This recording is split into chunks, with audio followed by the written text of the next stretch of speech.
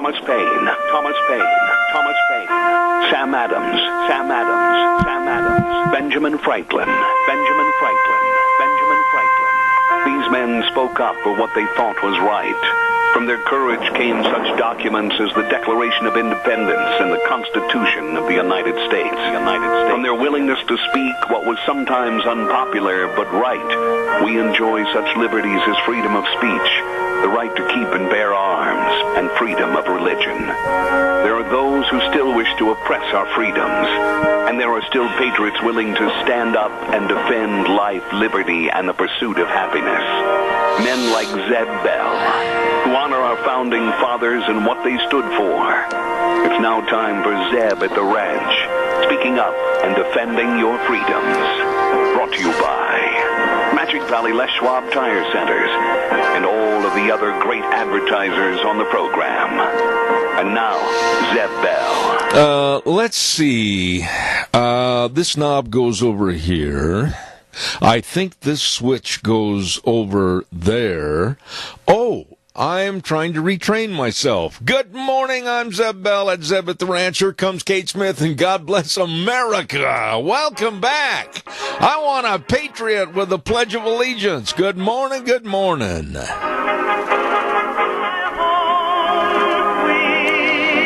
Oh, my goodness, and good morning to you. Thank you very much to our major sponsor, your Magic Valley Les Schwab Tire Centers. All 7 locations serving you with the best of tires. And don't forget, too, some of our great advertisers like Burley Physical Therapy and Rehabilitation at 1263 Bennett Avenue, Suite 2 in Burley, helping you get back to being you. Right now, let's go to the phone line and have our Pledge of Allegiance. Good morning. Good morning, sir. My friend, how are you? Good. I pledge allegiance to the flag of the United States of America and to the republic for which it stands, one nation, under God, indivisible, with liberty and justice for all. Man, I had to kind of retrain myself and learn how to resaddle the horse this morning. It's been a long time. Thank you, Doug. You betcha. God bless you. Thank you so much. Holy cow, let's get right into the crux of the matter and go to our weather forecast. And it's a little wet. You could float a boat in my arena. I think we'll have a boat roping. And it's wet out there. And the weather brought to you by K&R Rental at 256 South, 600 west of Hayburn. Right there. You can't miss them on the Burley Paul Highway. And they've got all the best of rental of tools and equipment that you need for any job. They can help. Not sure what you need? Call them, find out. 678-3122. Right now, here's Gina with the weather. Expect a wet week here in the valley. Here's a look at your weather forecast. We are expecting rain and snow likely mixed for today. Plus, we've got the wind as a factor out of the southwest, right around 15 miles an hour. Gusts as high as 25 miles an hour, and we are expecting a high of 43. Tonight, that's going to continue with a low of around 37. Tomorrow, 50% chance of rain or snow showers in the forecast. Going to be breezy, high of 43. Expecting an overnight low of 34. More rain and snow showers expected for Wednesday, about a 70% chance, high of 48. And then for Thursday, pretty much the same. Rain and snow showers mixed, going to be breezy with a high of 44. That's your weather forecast for Zeb at the Ranch. And like my neighbor says, it sounds just peachy, doesn't it? Wow. Anyhow, wet weather forecast for this week has, I've been used to that for the last month. I'll tell you more about that in a moment. K&R Rental bringing you the weather at 256 South, 600 west of Hayburn.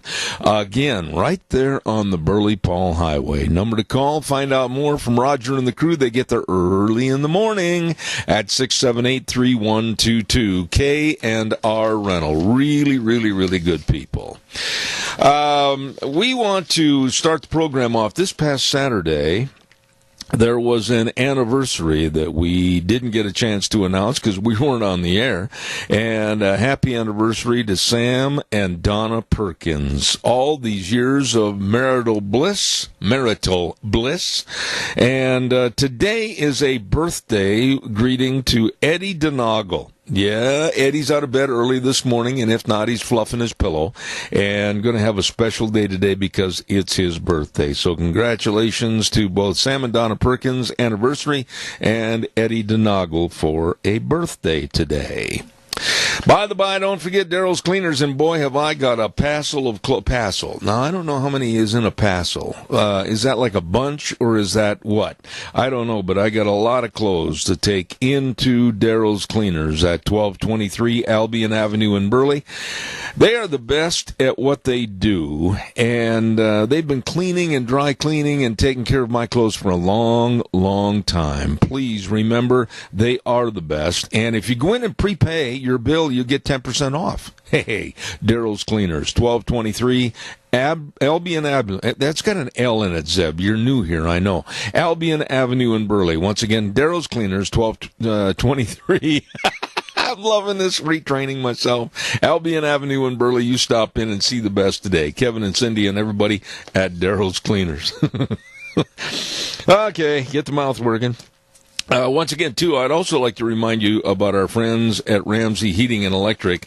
Hello, Ramsey's. Really good people over there at 2600 Overland Avenue in Burley. And the number to call for information on whatever you think you might need, 678-0459. All your heating, cooling, and electrical needs at Ramsey Heating and Electric. Now, they also start real early in the morning at 7:30 till 5, Monday through Friday. So I urge you to get a hold of them. Ramsey Heating and Electric, where they provide warm winters and cool summers. Ramsey Heating and Electric, 678-0459. Wow. Big thank you to, and Wheels, if you could send me just a little bit more down the line, I'd appreciate it. Increase just a titch, if you would.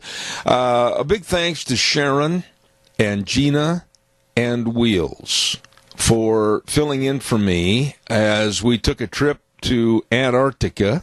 It was cold. It was cold. I'm telling you.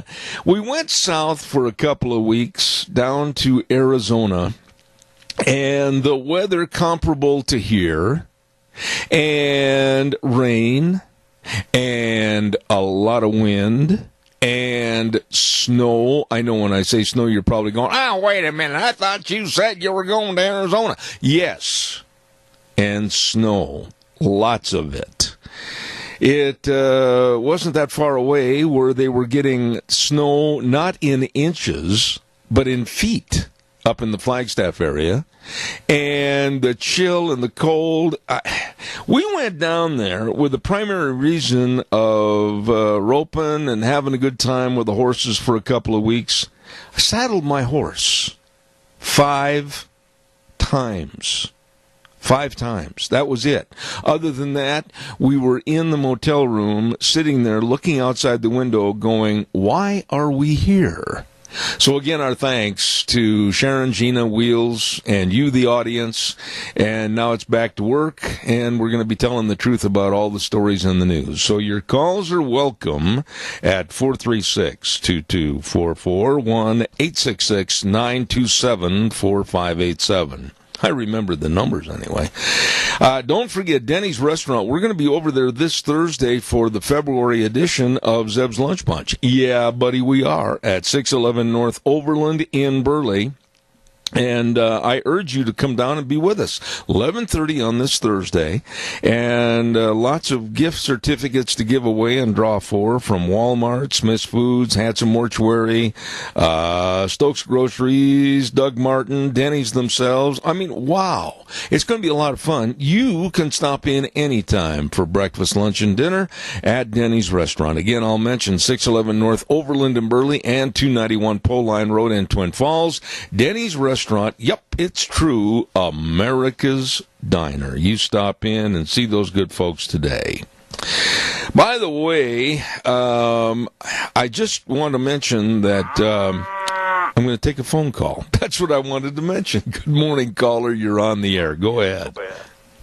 Good morning. Glad to have you back. But the girls did a terrific job while you was gone. I'm sure they did. Today at the Burley Senior Center, we're having barbecued chicken and all the trimmings and yummy dessert. Now, Joe, I have missed talking to you over the last couple of weeks in regards to the yummy dessert. Certainly, you can be more definitive as to what that yummy dessert is. Well, they haven't decided yet, and so I'm not a minder. Okay. We'll send everybody over to the Senior Junction on Oberlin, Joe. God bless you, and it's good to hear from you again. Thank you. Have a good day. Bye. All right. Thank you, my friend. Oh, calls welcome. In just a minute, I'll take that next call. Stand by. Don't forget Burley Physical Therapy and Rehabilitation with my good friends, and they are Nick Greenwell and all the physical therapists over there. They know how to get you back and feeling shipshape. That's right. A lot of folks had surgery over the wintertime, maybe to help some arm problems, leg problems, whatever, and now they know they've got to get back in the swing of things with agriculture season right around the corner. Well, they want to help. They can help. They will help with the only hydrotherapy pool of its kind around here. All the exercises, they are the best at what they do. I urge you to call and make an appointment today at 678-1191. Burley Physical Therapy and Rehabilitation, 1263 Bennett Avenue, Suite 2 in Burley. Please treat yourself and do yourself a favor. Call them today. Caller, good morning. You're on the air. Yes, good morning, Zeb. Welcome back. My friend Tony, I missed you, buddy. How are you and Mary? We're doing fine, and the girls did a good job while you were gone. Well, that's good to hear. I don't want to hear any negativity because Gina and Sharon and Wheels, they mean a lot to me, and I appreciate that. What's going on in your world this morning? Well, just something I've been thinking about. You know, these dictators like Maduro, whatever his name is, Adolf Hitler, the Castro brothers, all have one thing in common. The first thing they do when they get into power is take good care of the military, and the military, in turn, disarms the people and makes slaves out of the population. Well, it's nothing more than an ego-driven, want-to-control factor. And as far as Maduro is concerned, I hope, and I mean this, that before the end of this week, he is absolutely out of there. As far as being the leader of Venezuela, this man is nothing but filth. And the way he's treated these people and stopped the foreign aid from coming in, food that's necessary for families and little children, I have nothing, and will say nothing, of any value or any good of Maduro. Well, we need that wall, and that's a fact, because I'm afraid if we don't get the wall and the invasion continues, we may end up the same way that Venezuela is in. Tony, let me ask you a quick question. Why? And I talked to a lot of people while I was on my trip. A lot of people. Some in the media and a lot of people that are lawyers and doctors and people that work construction companies and everything. Why is it that people are so stupid? And I mean that about even thinking about turning this country into a socialist nation. Well, it's people.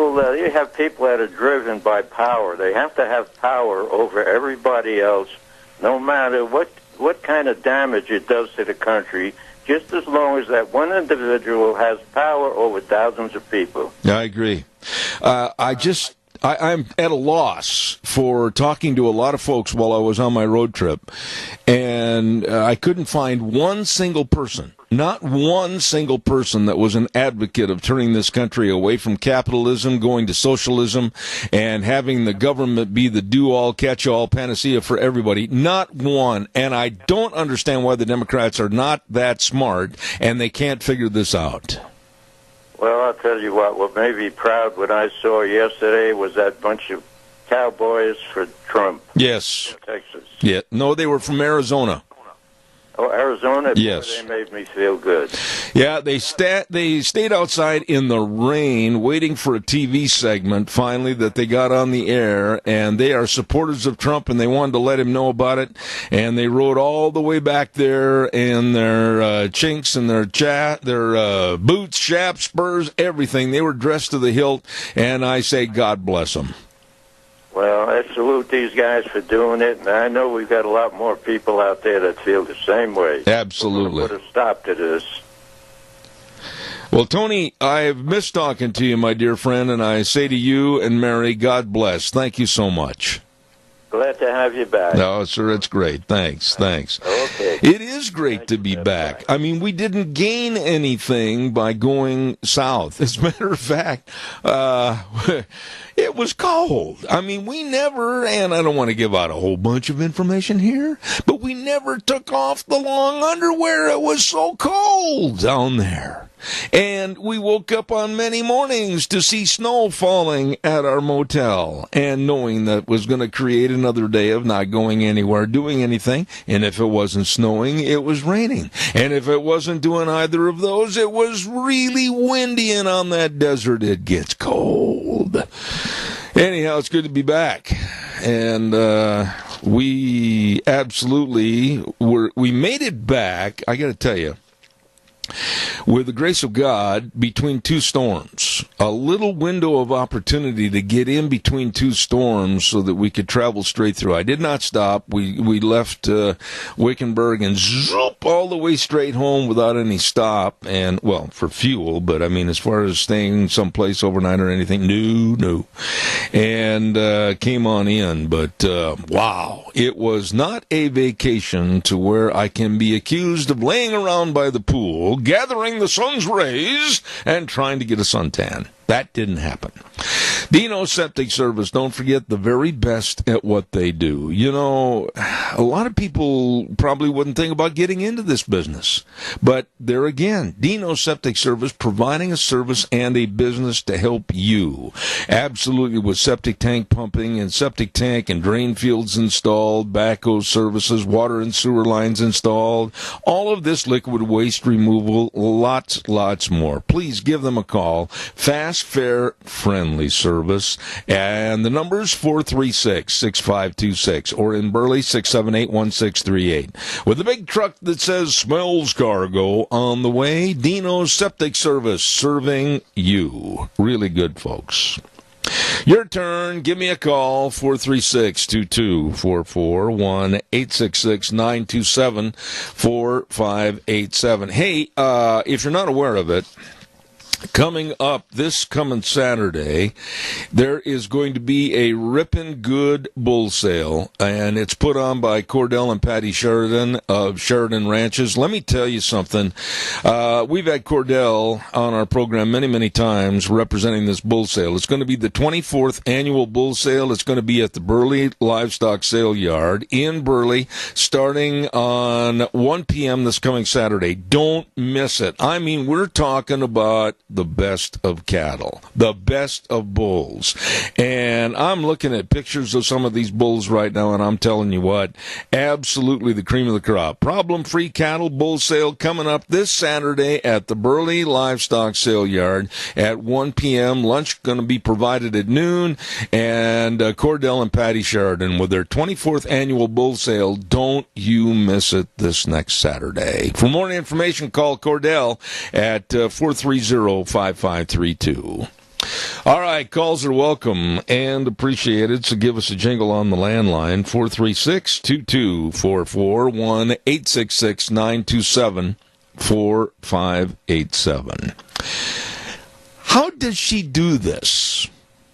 How did this young 25-year-old raven-haired girl by the name of Alexandria Ocasio-Cortez, how did she wrap the bulk of the Democratic Party around her little finger?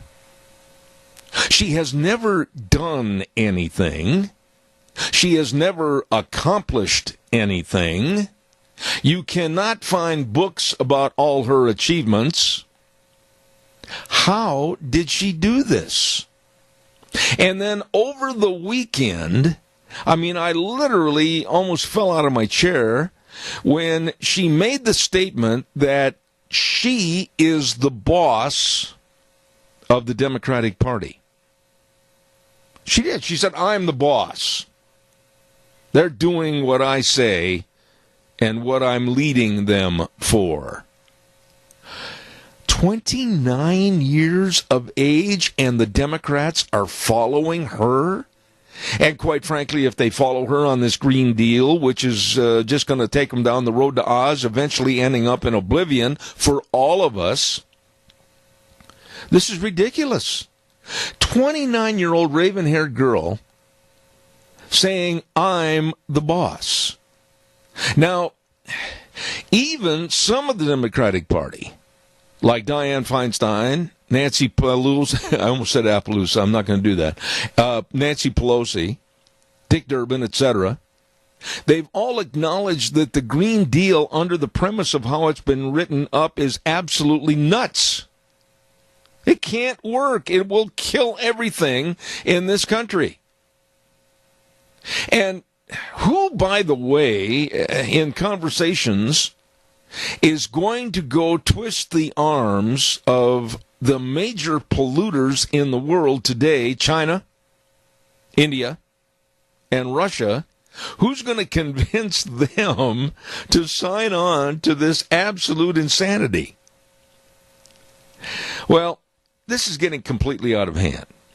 And I've done quite a bit of research even while I was gone in regards to this new Green Deal. And when you look at certain aspects of it and question almost all of it, one issue that has not been addressed in almost any of this new Green Deal is agriculture, food production.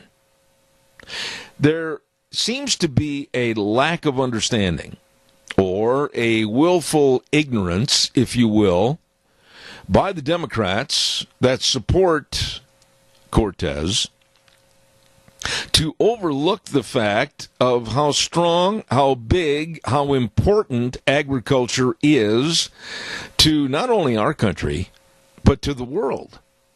And nobody is addressing this issue. I jokingly have said many times on this program that with the Green Deal, it's going to be really hard to push those great big John Deeres down the field with a propeller. But nobody is addressing the lack of food production in this issue. And it's really scary to me that even some of the major pundits politically on TV have not been smart enough, and I mean that, to really address one of the biggest staples of our life and necessary means of our life, and that's food. Caller, good morning. You're on the air. You know darn well they can just go to the grocery store and get all they want. Yeah. And you know, they elected Obama with about the same amount of character and knowledge.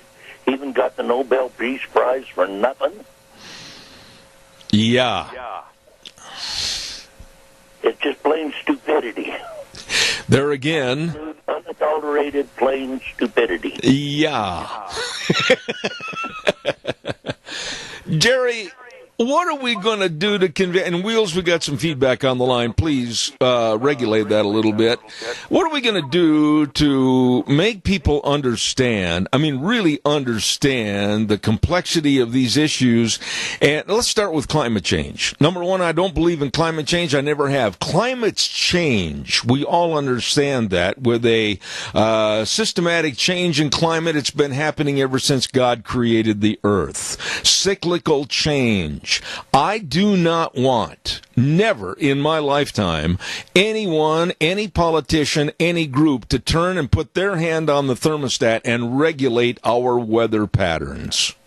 You know we're not going to be on this earth in 10 years. It's going to be done away with. That's what your wonderful woman said, so she couldn't be wrong. Yeah. Now, you know, I got chewed out real bad one time when I was in the service for saying yeah to the first sergeant. He said, it's yes, Sergeant. Well, I'm not going to say yes to you or yes, Sergeant, to you. I'm going to end it by saying yeah. Well, shame on you. Okay.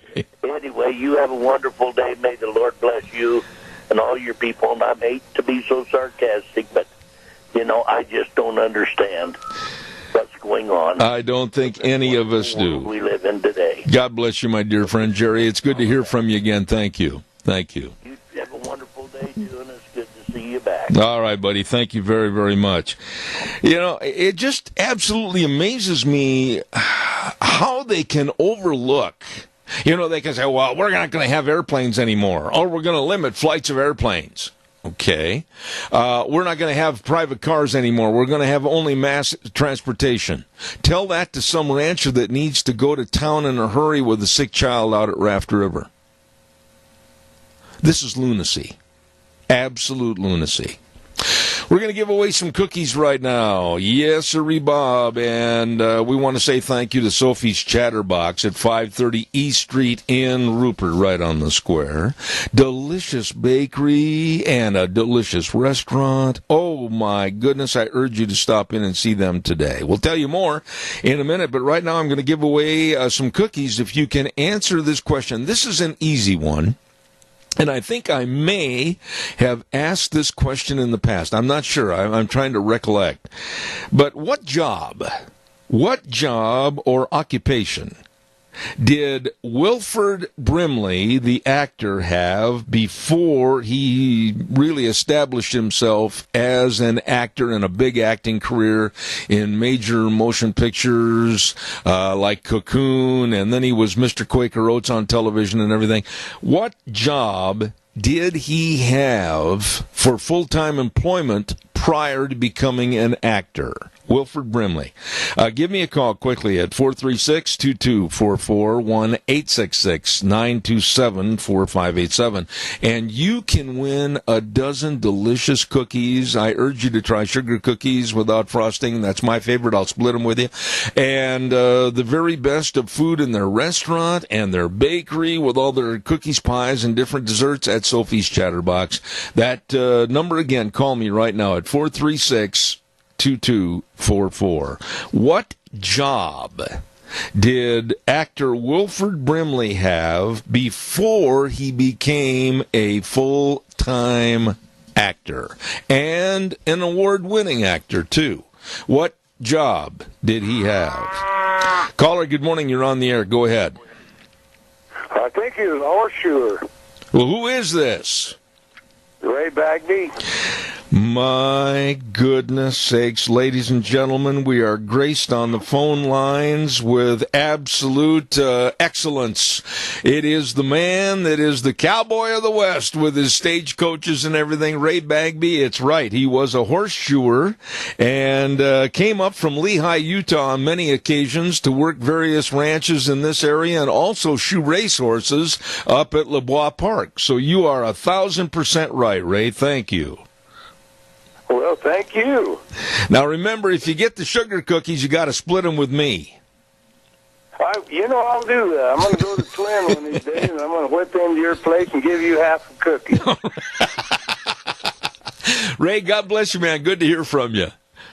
Yeah, good to have you back, too, and thank you. All right, sir. Thank you very much. Yep, Wilford Brimley was a horseshoer by trade. As a matter of fact, on one of the movies he was in with Tom Selleck called Crossfire Trail, they showed him plying his art to his trade, and that was, of course, he was shoeing a horse in one of the segments, and you could see that the man knew what he was doing.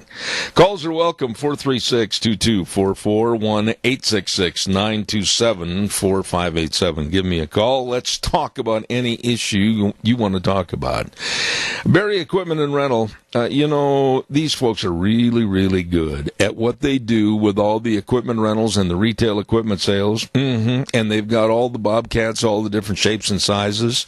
And, you just go in there and you can go to any one of three locations. 159 Highway 30 in Burley, 465 Addison Avenue West in Twin Falls, and the Nampa location. They know, and they can help you with the equipment needs that you have for any particular job. So please, you get a hold of them today. Like I said, they've got a phenomenal Bobcat offering, 0% interest for 60 months. You can't pass that up. Barry Equipment and Rental in Burley, Twin Falls, and Nampa. You stop in and see them today. Good folks.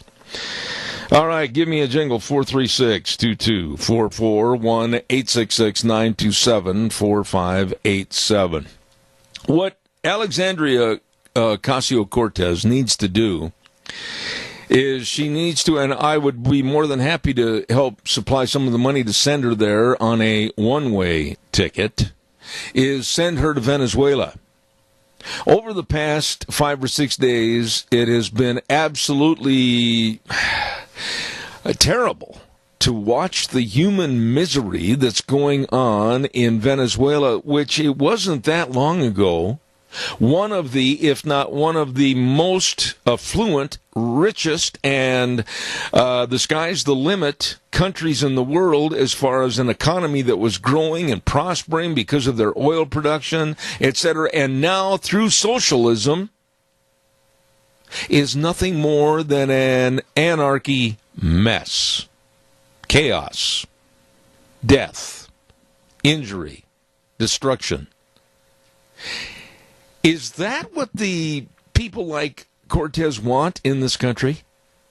A socialistic viewpoint of government and military and rock throwing and bottle throwing by the American public that absolutely has no control over their lives anymore. What we want as we the people is not necessary because it's not going to happen anymore if we turn into socialism. That's what will happen. We will be a larger version of the rock and bottle throwing that you're seeing on television today in Venezuela.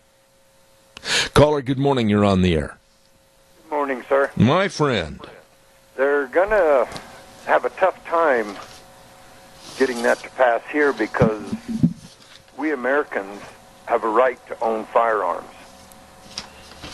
They're working on that, Doug. They're working on that. Oh, yes, they are. They're working on getting rid of the Constitution, period. Yep. And when they do that, it's going to turn us into a third world nation. We're going to be just like Venezuela.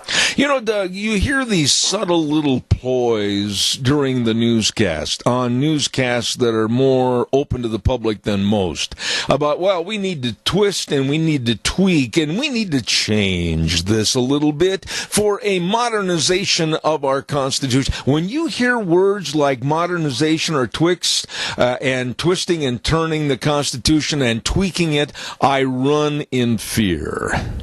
Yes, I do too, because it is not a living document that changes. That's right. It is a set of rules that the four founders had. They had to have divine intervention to set this up. Yep. To protect the people of the country like it did. And it is nothing that should be changed. And there are some words in the Constitution that these politicians are trying to walk around, and that words should not be infringed. Mm-hmm. You see, Doug, my fear is I'm an old man, and you're not that far behind me, and I don't mean to denigrate you whatsoever, but we're getting a little long in the earlobes and long in the tooth. But it's not going to be that long. And you can see the handwriting on the wall by the liberals in this country that day by day, they are starting to throw crumbs, if you will, out onto the carpet of, oh, well, let's see what they say about this. Oh, let's see what they say about that. Oh, let's see how they react on this. And pretty soon these crumbs are going to start to come together, and look out, because America's Constitution and value system is at stake. Exactly. And they've been doing this for years. When the U.S. government took over control of the education system, then the government can tell the kids, teach the kids what they want them to know. Yep. And omit what they don't want them to know. And then they start giving them trophies for participation, so nobody strives to be smarter and better. This is the starting of a socialist agenda. Did you hear, I got to ask you this real quick, did you hear the remarks by HBO's Bill Maher in regards to you and me and others and what he considers just absolutely worthless flyover states? Did you hear his remarks? Yes, I did. Well, I'm going to share it with everybody. Bill Maher, and he just absolutely has laid out on the table the thinking of the elitist in our society that live in the Los Angeleses, the Portlands, the Seattles, the Chicagos, the New Yorks, etc., that they are the elites. They are the smart ones. They are the ones that should be always in power because they know better than anybody. And when it comes to people in the hinterland, whether it's Idaho, Utah, Kansas, Nebraska. It doesn't make any difference. We are the dummies that have no bearing on politics, and our voices should not be heard. That's kind of a good summation, is it not? That is it. That's it in a nutshell. And then, so then tell me, why are people leaving New York, California, Illinois in droves? Because of the Democratic policies. Yeah. But the problem with that is, these people leaving those policies cannot be, they're not aware enough that where they go to, they bring those policies with them, the same thing is going to happen there. When you use the word there, stop, erase that, and rewrite it here. It's going to happen right here in the state of Idaho, and we're going to be seeing a transitioning in thinking. We're going to see a political transition. We're going to see a complete legislative transition. We're going to see a rechange of everything that this state has stood for. Mark my words. Yeah, because they move here because of what freedoms we have and how we're responsible with our budgets and our monies, and we don't overtax, we don't, but yet they move here and then they say, oh, well, I like that idea from back home, so let's do it. Oh, how come Idaho's costing me more and more money all the time? Because they bring their dumb ideas with them. Well, and you know what I'd like to do, and I wish I had the power to do this. I would like to get a hold of any and all superintendents in the state of Idaho, and I would like them to get some copies of the riots and the chaos in Venezuela with the rock throwing and the bottle throwing and everything else and the people being wounded by the government, etc. And I'd like them to play that in their civics and social classes that really are teaching the truth about the possibility of going to socialism. Teach that, show that, and then let's see how many want to make the switch. Exactly. And that's one thing. These kids are graduating from college, like that Cortez gal. She's an economics major. Oh, boy. And that gal couldn't balance a checkbook. Why? Simple question, then I got to pay some bills here. But, Doug, I asked this earlier. Why would anyone or group of people want to pay any attention at all to a 29-year-old girl that has never done anything, slid into politics, and now all of a sudden she says, I'm the boss, they're going to do what I say? What's going on with this thing? Exactly. And just think back just a few years ago. There was a senator who became president who had done nothing. And look what he accomplished. Yeah, and this is why I'm very concerned, not in the next election, but the one previous after that, of this woman. This 29-year-old girl that has never done anything or accomplished anything, and some of her remarks like, I'm the boss. Oh, watch out, Dougie. It's going to get tough. Yeah, and I think we need to follow the money. Where did she get her funding from? Yeah, and she condemns everybody with money, but it's going to be a fact, and I'll stand behind this, that before she finishes her first term as a congresswoman, she's going to be a millionaire. Well, she already is. Yeah. But $10 million for Netflix wanting to do a movie on her life. Yeah, well, that should be about a 5-minute film. Good evening, and here it is, and thanks for watching. And I noticed she paid 70% of that to the federal government. Yeah.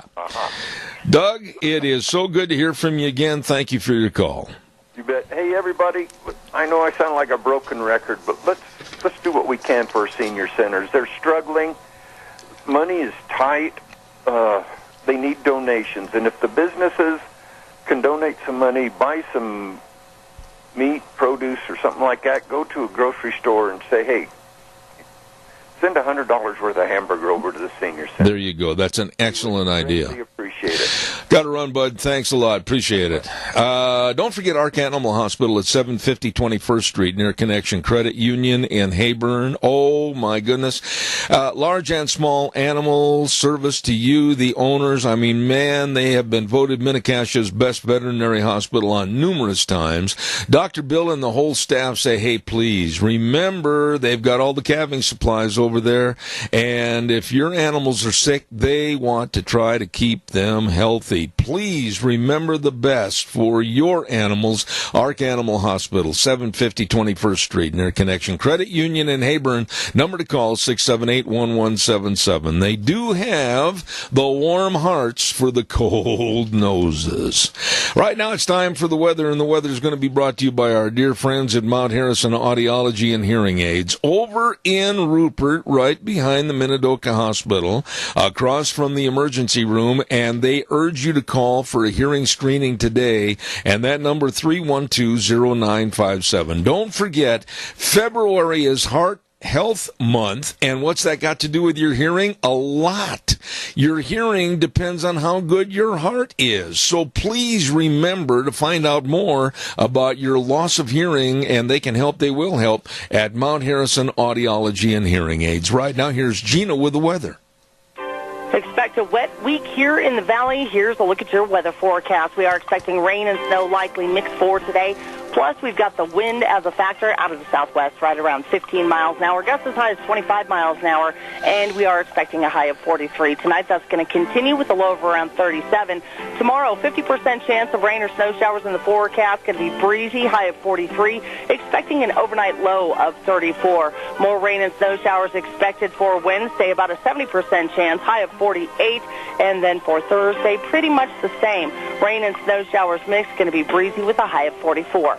That's your weather forecast for Zebeth Duran. Thank you very much, Gina, and brought to everybody by Mount Harrison Audiology and Hearing Aids, and they are right over there behind the Minidoka Hospital, across from the emergency room, and I urge you to call for an appointment today, 312-0957. Calls are welcome and appreciated. 436-2244, 1-866-927-4587. Got to get this in real quick and remind you that this Thursday we will be over at Denny's Restaurant, America's Diner at 611 North Overland in Burley. Excuse me, about choked to death. And it's going to be our lunch bunch day this Thursday at 11:30, and our thanks go out to Walmart, Smith's Foods, Handsome Mortuary, Stokes Groceries, Doug Martin, Denny's, all the folks helping to make sure that you have a good time at Zeb's Lunch Bunch this Thursday at Denny's at 11:30. Don't you miss it. There will be a lot of talk over the next couple of weeks. There will be a lot of the liberal left that are going to be standing up on their pedestals and urging the president and our country to take back an ISIS woman, Hoda Muthana, who left Alabama, went overseas to join ISIS, and now she says, I'm sorry and I want to come home. I want to go on record right now this morning that I will chew on any Idaho senator or congressman that supports letting her back into this country. I don't care if it's Crapo, if it's Risch, if it's Simpson. I don't care who it is. This woman is a traitor to the United States of America and willfully joined ISIS with their beheading and their atrocities against mankind, and now for her to say, oh, well, I'm sorry, I want to come back home. No, I don't want her in the legal system. I don't want her tying up the legal system. I don't want anything to do with this woman coming back to America. Caller, good morning. You're on the air. Good morning, Zeb. Welcome back. Thank you. Now, you thought you could get away from the cold weather, didn't you? I'm going to tell you something. I was totally discouraged. We got down there and we froze for the time that we were there. And honestly, we look forward to coming back and freezing up here. Yeah. Well, it might as well freeze up here as down there, right? Yeah, it was a lot cheaper. Okay, what I want to make a point on is Venezuela, years ago, was a very prosperous country, one of the richest in the regions as far as, what's going on in there. Then they got communism in there with a dictator, and they went downhill.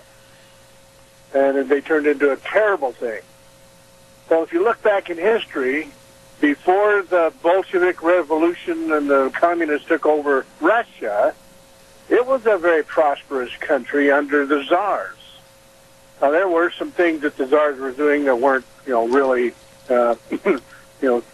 nice, but the country was prosperous. People owned land, people owned property, they had their own businesses, But when the communists came in, they took over everything, and, of course, the Soviet Union went downhill until it finally dissolved. And now look at Russia, and it's prospering again, unlike it's never before, until before the communists took over. Now, I think that maybe when the Venezuelans finally get their act together and they get this Maduro guy out, this new guy might turn the country back to capitalism and turn the country around and become prosperous again. I agree with you in your synopsis, but the hard part is getting Maduro out of there. I will say this, and then I've got to do a commercial break. I don't want to see our involvement. And when I say our, I'm talking about United States involvement. I don't want to see our military get involved in that because I think it could be turned into a bottomless pit comparable to Vietnam. What are your thoughts, quickly? Yes, it could very well do that, and that might turn the people against the help that they need, like we were helping Vietnam, to keep communism out. And it turned against us. Yeah. All right, Dad, well, you take care. We'll come back and be cold up here. All right, sir. God bless you for your call. I appreciate it. Thank you very, very much. Yeah, I just am really afraid that Maduro is going to be a hard chair to take out of the living room. And I hope he is gone by the end of the week. And when I say gone, I'm going to leave that word be a little vague. I don't care how he is gone. He should be gone for the betterment of Venezuela and the betterment of those poor, suffering people right now in that country. Don't forget, by the way, we talked to old Russ over at Ag Express, and I'll tell you what, you better believe they're looking for qualified drivers. Absolutely. I'll give you some numbers in a minute. Don't forget, full and part-time positions are available. And, for those that are retired, this is a good opportunity for you. You can work around the schedule of maybe 2 or 3 days a week. Hey, get a hold of them today. Ag Express. The numbers to call, 438-8886 or 731-2495. And also 670-7219. Ag Express. Call them and find out about great jobs, great opportunities for you. With a lot of benefits, give them a call today. Ag Express. Looking for good quality drivers. Calls are welcome, 436-2244, 1-866-927-4587. Give me a call. In a little bit, we're going to be talking to Richard Manning again this morning. Of course, Richard is the president of Americans for Limited Government. I've got a whole litany of things I need to ask him about, one of which is Venezuela. The other is going to be about this ISIS woman that wants to come back into this country. And the other is the Mueller report. It's almost laughable, and I say almost laughable, that the Democrats, led by Adam Schiff, there is a mousy-eyed little individual that he always wants to stir up trouble.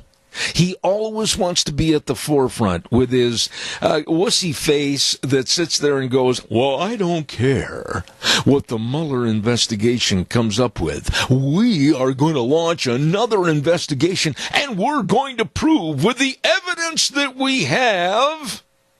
What evidence is that, Adam? That Trump colluded with Russia. This, Trump that, we have proof, we have the evidence. They've never proved a thing.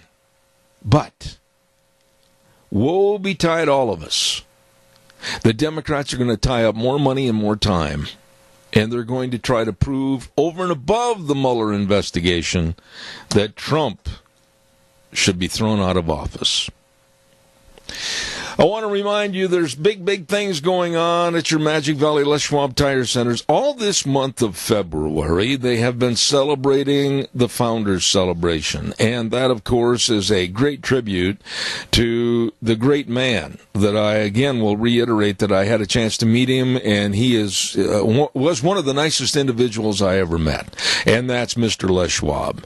I'll tell you what, they've got some of their best-selling tires on sale, like the Ultra Z900 and the Eclipse tire for your car, and then for your pickups and SUVs, the Open Country AT and the HD tire. It is the Founders Celebration at all 7 locations, and believe me, you can save money and drive safely with the best of tires from your Magic Valley Les Schwab Tire Centers. And they are, of course, Lane and Rupert, Dave on Blue Lakes and Twin, Mike and Buell, Mike and Jerome, the Twist family and Paul, Daniel on Poline in Twin Falls, and Randy on Overland in Burley, the best. Your Magic Valley Les Schwab Tire Centers. Hey, I made it the first hour. Only had a couple of mess-ups, trying to remember where I am and who I am and what's going on. Hey, we'll be back in a couple of minutes after the news. Don't go away.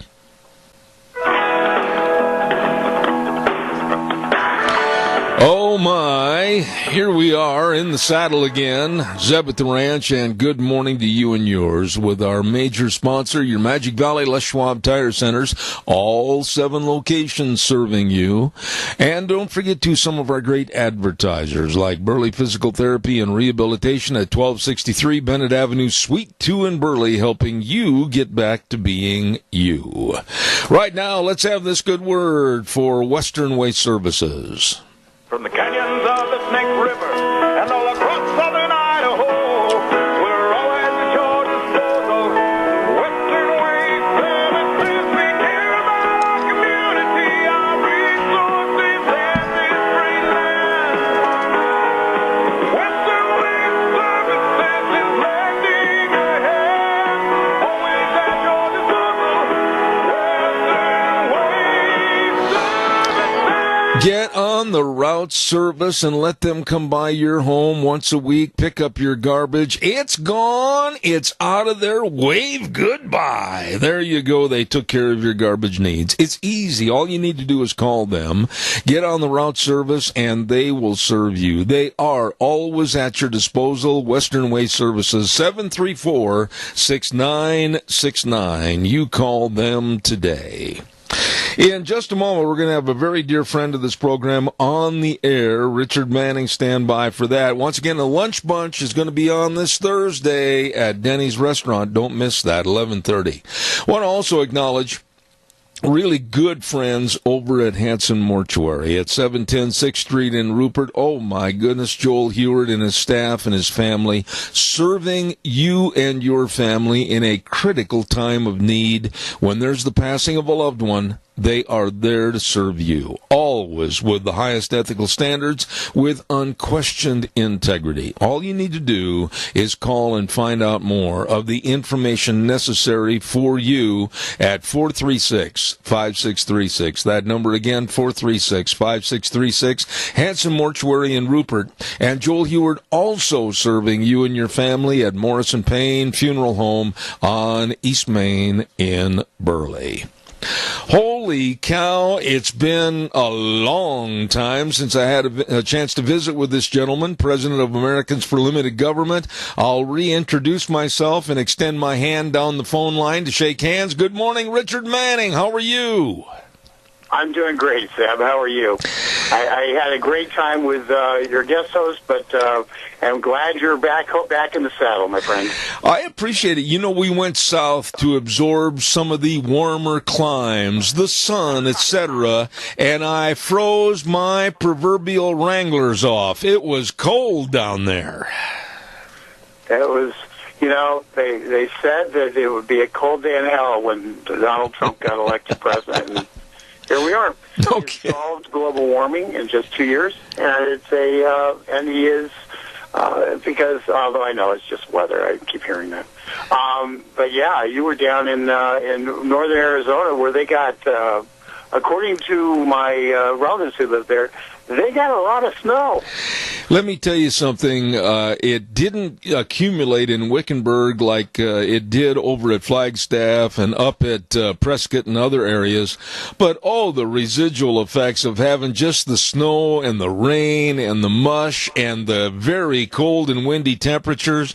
It was, and I'm going to be very blunt, it was 3 weeks from hell. I came home to freeze cheaper than I could down there. I'm sorry. I'm sorry. We laughed, but at least it was a memorable vacation. Oh, yes, it was. Which leads me to our first topic of this morning, due to the fact that you are so adept at answering all the questions about politics. You've heard it. I've heard it. I listened to it a lot while I was gone, that Adam Schiff, the basic crusader for what's right and what's wrong in this country, representing the Democratic Party, said that no matter what the Mueller investigation turns up, he, Adam Schiff, and the Democrats will start another investigation. This is lunacy. Well, unfortunately, when people decide to put Democrats in charge of the House, that's what they voted for. They voted for lunacy. And yes, he will do that. Here's one of the key psychological principles we have to remember is that when people's delusions get challenged, they will do virtually anything to protect that delusion. And that's what this Donald Trump Russian collusion thing is. It's the Russian collusion delusion. And it's nothing more, nothing less than something that the Democrats set up that from day one as a response to try to protect Hillary Clinton from her actual Russian collusion issues. So it was set up from the outset of that. And now the Democrats are trapped in that delusionary cycle, and they have to defend it.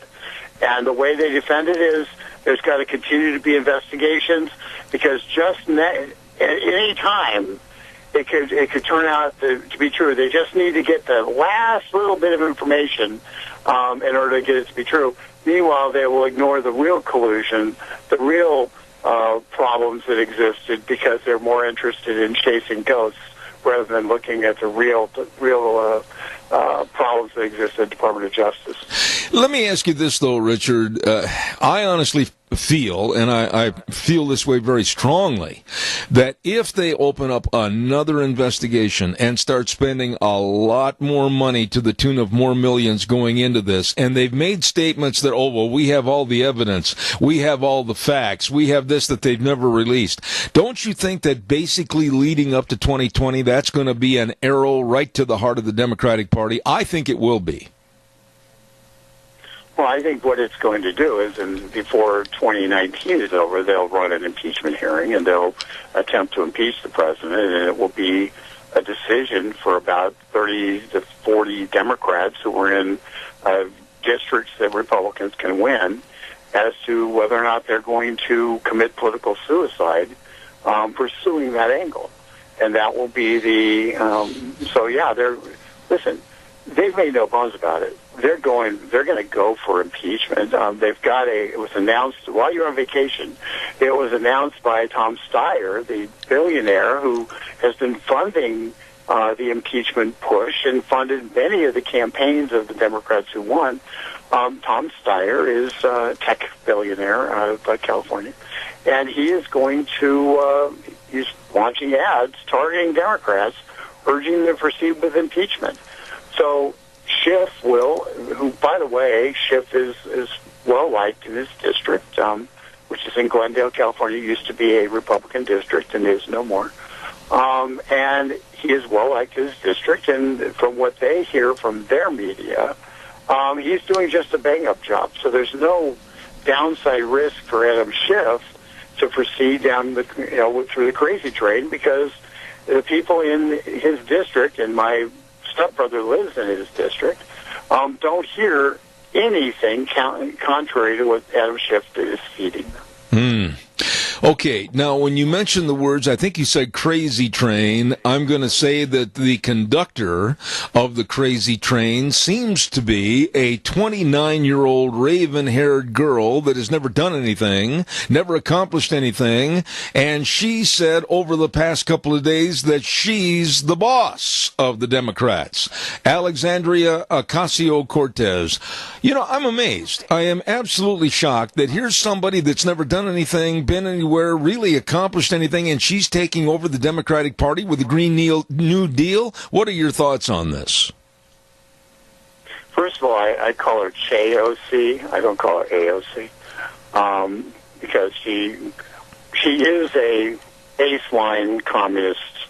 It's not any. There's no secrets. So let's just not pretend anymore. But you know, I have mixed emotions about her. First of all, I think it's. Let me just give you the nice part of it. I think it's refreshing that somebody's actually trying to get something done.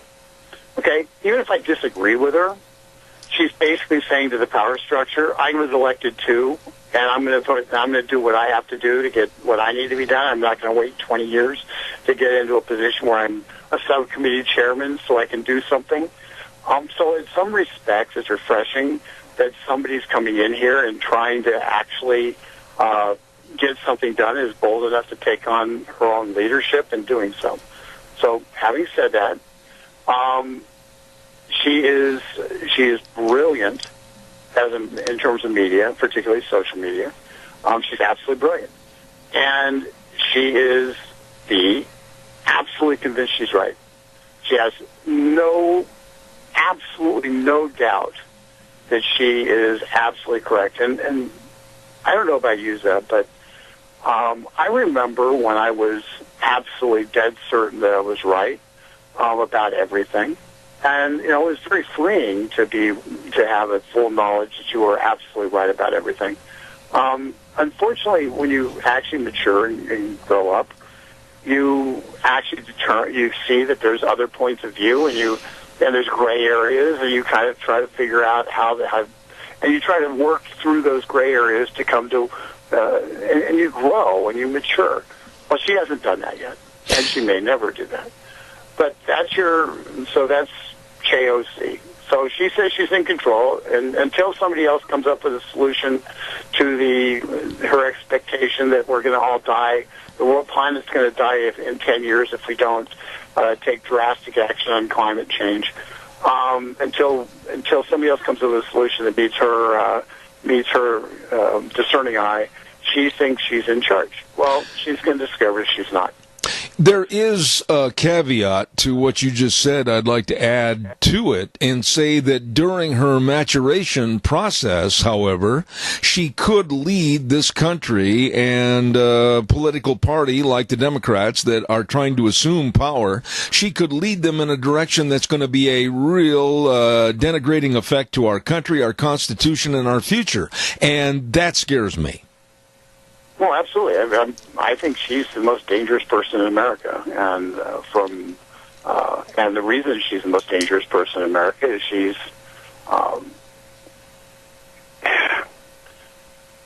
speaks with absolute certitude, with absolutely no facts. She is a person who doesn't think she needs facts. She has feelings, and her morality, even though her morality is based on a false premise, what she views as being moral is counter to basically every precept in America. So she's extraordinarily dangerous. She's got she's a social media wizard. Now, she managed to take on Dianne Feinstein while cooking chili yesterday and eating chili, doing social media. So she is a phenomenon right now, and that's why what I believe needs to happen is we need to cut off the basic premise of socialism and attack the basic premise of socialism and its morality. We have to go after the idea, because there's no more immoral system in the world than socialism, which basically says somebody else gets to decide what to do with all the stuff, all of your stuff, and no matter how, and they'll make a decision where you should work, how much you should get paid for your work, and And they're going to make all those decisions. You have no say-so whatsoever. And as an individual, you are essentially squashed into being nothing more or less than somebody who does the will of somebody of Washington D.C. And follows that will. And if you do it well enough, they'll reward you. But it doesn't have anything to do with what you want to do, what your aspirations are, what your dreams are, what you've invested in, what you hope for. It has to do with what the JOCs of the world believe is important, and shove you into those contexts. And if you're a good little puppy dog, you might get a reward. You know, Richard, I'm glad you brought that up about Venezuela. I'd like you to elaborate a little bit more on this when I say that I wish, and I mean this, that some of the outtakes and some of the excerpts of films and videos that have been taken in Venezuela the last couple of days showing the people rock throwing, bottle throwing, and absolutely of desperate means and measures trying to obtain food and some kind of sanity in this country, led by a socialist communist / Maduro, they should be teaching this and showing exactly the negative effects of what happens under socialistic rule. Would you agree? Oh, absolutely. But the irony, of course, is the so-called the U.S. socialists say, "Oh, well, that's not what we want," and they completely divorce themselves from that reality. I think the average person out there who is kind of figuring it out for themselves says, "Oh, that's what the result is." And so, yes, the mainstream media is going to tell you what's going on in Venezuela. And quite honestly, we should be, people on my side of the aisle should be regularly in Venezuela right now hearing from people what's really going on and how they got there. And really learning, try to teach the history. So there are vehicles for you and I to be able to push out and say, you know, here's real people from Venezuela talking about what happened and how they got there and the disaster it became. Because right now we're watching this thing collapse, and we've watched this society collapse for years now, and now we're seeing the results of the kind of revolution that's going on around it. And people people who haven't been following it are waking up and saying, "Oh, there's something going on in Venezuela." And they don't know the history of that. They don't know how they got there. They just know that there's a government down there. And some people in America think that government's bad, Donald Trump. And some people in America think that government's good. And unfortunately, that's Bernie Sanders. And depending on whether or not where you align between Bernie Sanders and Donald Trump has more bearing on how you think about it than any of the rational, observable facts that socialism is a failure. I've got about 5 minutes left, and I have to have you respond to this story. And let me give you my take on it, and then you can either give me your agreement or rebuttal of my remarks. Number one, this young woman, 20 years of age when she left this country, Hoda Muthana, went over to live with ISIS representatives and also marry into ISIS. She urged others to drive trucks and do other means and methods of killing Americans, etc. Now she wants to come back home to Alabama. She wants to come back home to the United States. And I want to go on record right now this morning and I say, don't weaken, do not let her in, do not let her tie up the legal system at most of the taxpayers' expense. No, don't ever let her back in this country. What are your thoughts? First of all, she was born in America, but she was born of a foreign diplomat, which means she's not eligible. She really isn't a citizen, and that is a key element here. She is not a citizen of the United States based upon her birthright, because she was born of a foreign diplomat. Having said that, so A, she doesn't have a legal right to make a case that she should come here. B, if she does choose to come here, and if the courts allow her to come here, she should be immediately tried for treason. And as a result, because she took up arms against U.S. forces, and she made no bones about it. So given that, she should be brought up on treason charges and sent to Guantanamo for the rest of her life, if not executed under treason statutes.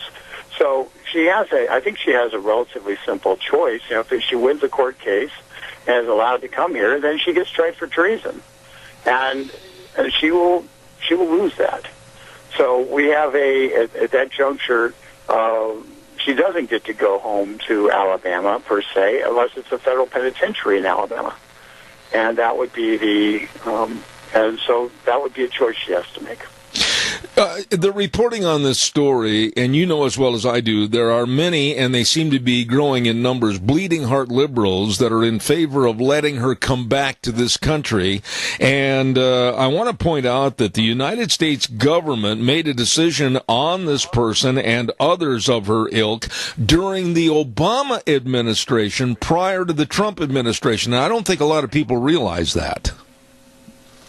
I think virtually nobody realizes that, but what they also don't realize is that President Obama, people who were in her circumstance, he regularly, at least 3 times, droned them out of existence, in spite of the fact he knew they were U.S. citizens.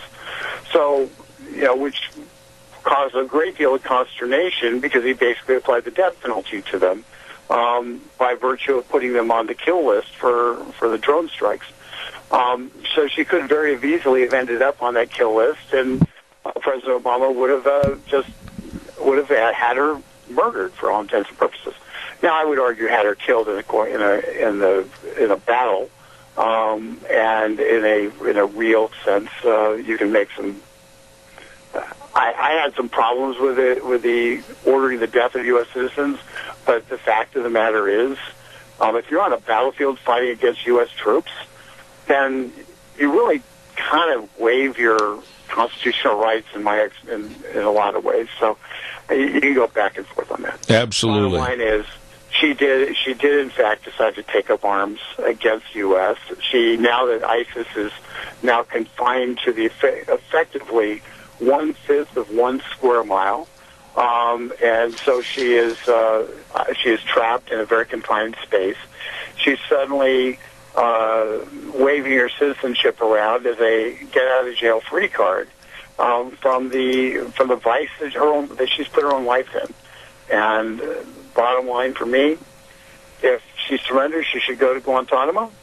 And if she wins the case, like any other terrorist, and if she wins the case for to be treated as a U.S. citizen in the court case, then she should be tried for treason, and she should stay in Guantanamo until her treason trial is over. And at that point, we'll see what happens with the legal system.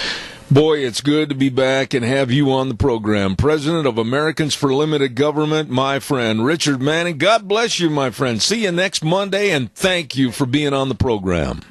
Absolutely. That warm up, buddy. Warm up in that nice Idaho warm. You got it. Thanks, Richard. Appreciate it. I really enjoy having him on the program. Very knowledgeable and straightforward, Richard Manning. Thank you very much. Wow. We got to pay some bills here, and then we're going to have our next guest ready on the program in just a minute. Don't forget Lee's Furniture, Floors, and more. Oh, my goodness, at 459 Overland and Burley. They've got all those power recliners. Whoop, whoop, up and down, everything, great selection, and all the recliners to fit anybody. You can't just go in and buy one. You got to try it on. If you're tall, if you're short, if you're real thin, or if you're not, you got to make sure you pick out the recliner that's going to fit you. And don't forget, too, they've got all kinds of great mattress specials and sectionals and sofa sleepers, all of this and so much more at Lee's Furniture, Floors, and more at 459 Overland in Burley. And what are you trying to tell me, Deanne? Jeff is traveling. Jeff is across the ocean? Yes. I swam all that way. All right, we're going to get Jeff on the air later this week at Lee's Furniture, Floors, and more at 459 Overland in Burley. Also, I want to remind you quickly about our friends over at Let's Ride. Oh, my goodness sakes. They know how to have fun outside. Up in the hills, on the mountain, I'll tell you what, with the snowmobiles. They've got all the snowmobiles on display over there. If you don't have one, get one. If you have one and you're enjoying it, well, don't forget they've got a great service department to make sure you keep on running. All of this and more at Let's Ride, 270 Highway 24 between Rupert and the World. They're open Monday through Friday, 9 to 6, Saturdays, 9 to 4. Like I said, they've got all the accessories, super service department, and snowmobiles, snow plows, all of this and more at Let's Ride, where the fun is sold. You stop over and see them today. Right now, we're going to talk to an old friend of mine that is having a great big 24th annual bull sale at the Burley Livestock Sale Yard this coming Saturday, March 2nd at 1 p.m. Good morning, Cordell Sheridan. How are you? I'm doing great, Zeb. How are you this morning? Well, I got to ask you first and foremost, are you kind of playing Nanook of the North up there on the mountain, or what's the weather like this morning? Well, the wind finally quit, and it's about 34, and has been snowing a little bit, but it's kind of nice right now. Well, you know, it's good to be back from supposedly the sun country of Arizona, where I dang near froze to death. And you're standing right there with the cows. Are you with some of the bulls you're going to be selling this next Saturday? Well, no, we're out with the cows right now. We had about 6 or 7 born last night, and we're tagging and weighing calves. And so, yeah, there's going to be some cow noise in the background. That's all right. That lends to the credibility. Let me ask you, Cordell, you've been on this program in years past, and we've talked about these are bulls that absolutely they can hit the ground or running. They've been raised in the rocks. They know the terrain. These are bulls that any cattleman really should have for their herd. Why don't you elaborate on that a little bit? Well, we're kind of finding out this winter just how hardy they are. You know, like you say, they hit the ground running. The cows have them easily, and the calves bounce right up and nurse, and away they go. When it was 4 below, we did warm up a couple, but we've had really good luck so far. But yeah, the bulls they're raised in the mountains.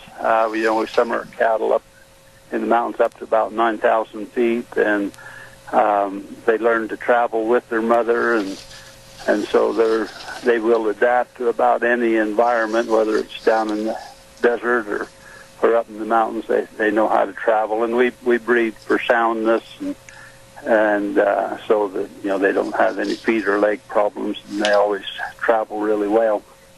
Well, now, Cordell, tell us a little bit about these bulls as far as how they're bred, what breeds they represent, and what this sale is going to provide to potential buyers. Give us a little background of what this sale is going to provide to the guys that are going to be there. Okay. Yeah, we've got about 80 bulls this year. Around 25 of them are going to be coming 2-year-olds, and that they represent all 3 of our categories. We have Gelbvieh cattle and Angus, and then the Balancers, which is the cross between the 2, and it's a registered breed through the Gelbvieh Association. The Balancers are real popular right now. That's kind of our main interest. They really work for the cattlemen, bring out the best of both breeds. And then we have our yearling bulls. There's going to be around 60 of those. We semen tested here this last week on those yearling bulls. We only had 1 bull out of 60 that had scrotal measurement that was too small to pass, and 1 with immature sperm cells. All the rest of them were really good, which it's something we've been selecting for, is that early maturity and in the bulls, and that transfers over into the females as well. The daughters out of these bulls they reach puberty early, and that's one of the Gelbvieh traits, is that fertility, and they will breed back real well, after they have that first calf, which is a problem with some breeds. But we found that the Gelbvieh really add that fertility and help with, keeping your cow herd bred up. Cordell, over the years that you've been on this program talking about this bull sale, which is one of the premier sales in the Northwest, what about guarantees like a first-year breeding season guarantee, and what about delivery of these bulls up to a certain area? Give us kind of a synopsis of what you offer the buyers. Yeah, we offer the first-year breeding season guarantee. That's and it's a guarantee that we do through ourselves. We used to have an insurance company that would back us on that, but we found that we could do a better job. But if the bull is injured anyway, so that he can't perform during the full breeding season that first year, we'll offer you a replacement bull to help you get through the season, and then if he can come back and be good the next year, then we'll just take the replacement back. If for some reason he's not going to be coming back, then you can keep the replacement or have that much credit in the next year's sale. And if the bull dies for some reason, we'll just replace him. And it's something that's worked really well for our customers. It's usually that first year when those young bulls are kind of young and dumb and don't know enough to stay away from the big bull that they get hurt. And so we don't want anybody to be without a bull when they need one. So we offer that guarantee. And then we do deliver the bulls within 300 miles of the sale. And if, the buyers choose to bring their trailer and haul their own, then they get a $25 discount per head to haul their own. Mm-hmm. Cordell, I'm going to give you a chance to kind of pat yourself on the back, if you don't mind. 24 years of having a quality bull sale. Why? What makes your cattle so much better, if you will, and why do buyers come from all over the Northwest to buy your bulls? Well, I think they've found that, the way we run our cattle, our purebred registered cattle as commercial cattle. We don't pamper them, keep them in irrigated pastures and stuff. That the bulls work for them because they've been raised in that type of environment. I've got a lot of repeat customers from Nevada that run in some really tough country, and they found they can take these yearling bulls and they'll go and work the whole breeding season and then come in pretty good shape. And then people have realized the advantages of the Gelbvieh cattle. They have been called the mother breed of beef because they do produce such good daughters. And so the people that have tried them have found that they're going to raise them some really good replacement females and increase their weaning weights and on down the road. Well, now tell us this. The sale's going to be this coming Saturday, March 2nd, at the Burley Livestock Sale Yard in Burley, starting at 1 p.m. Now, can the buyers and all the folks involved, can they get there early and see the bulls out in the pens? Tell us a little bit about that. Yeah, we'll have the bulls penned up ahead of time and have a sale order there so they can look through them and see what order they're going to sell. And hopefully we'll have some good weather on Saturday, but it looks like it's going to be a little warmer through the rest of the week, so that should help. But yeah, come early, and then Patty, she's going to have lunch there, and so plan on getting early enough to look through the bulls and then have lunch, and then we'll start the sale at 1. Now, for those that are listening all across the country on the internet of this program, the service that I subscribe to, how can they check out the bulls? Is there a catalog? Can they check it out on a website? Give us that information. Yes, we have a website. It's SheridanCattle.com. It's all lowercase and connected, Sheridan Cattle. And there's a viewable, downloadable web catalog on that website, and then it also has other information. But yeah, if they want to check out the catalog and see what we've got there, do that. Just one other thing, Zeb, real quick. We develop these yearling bulls to last, so we don't overfeed them.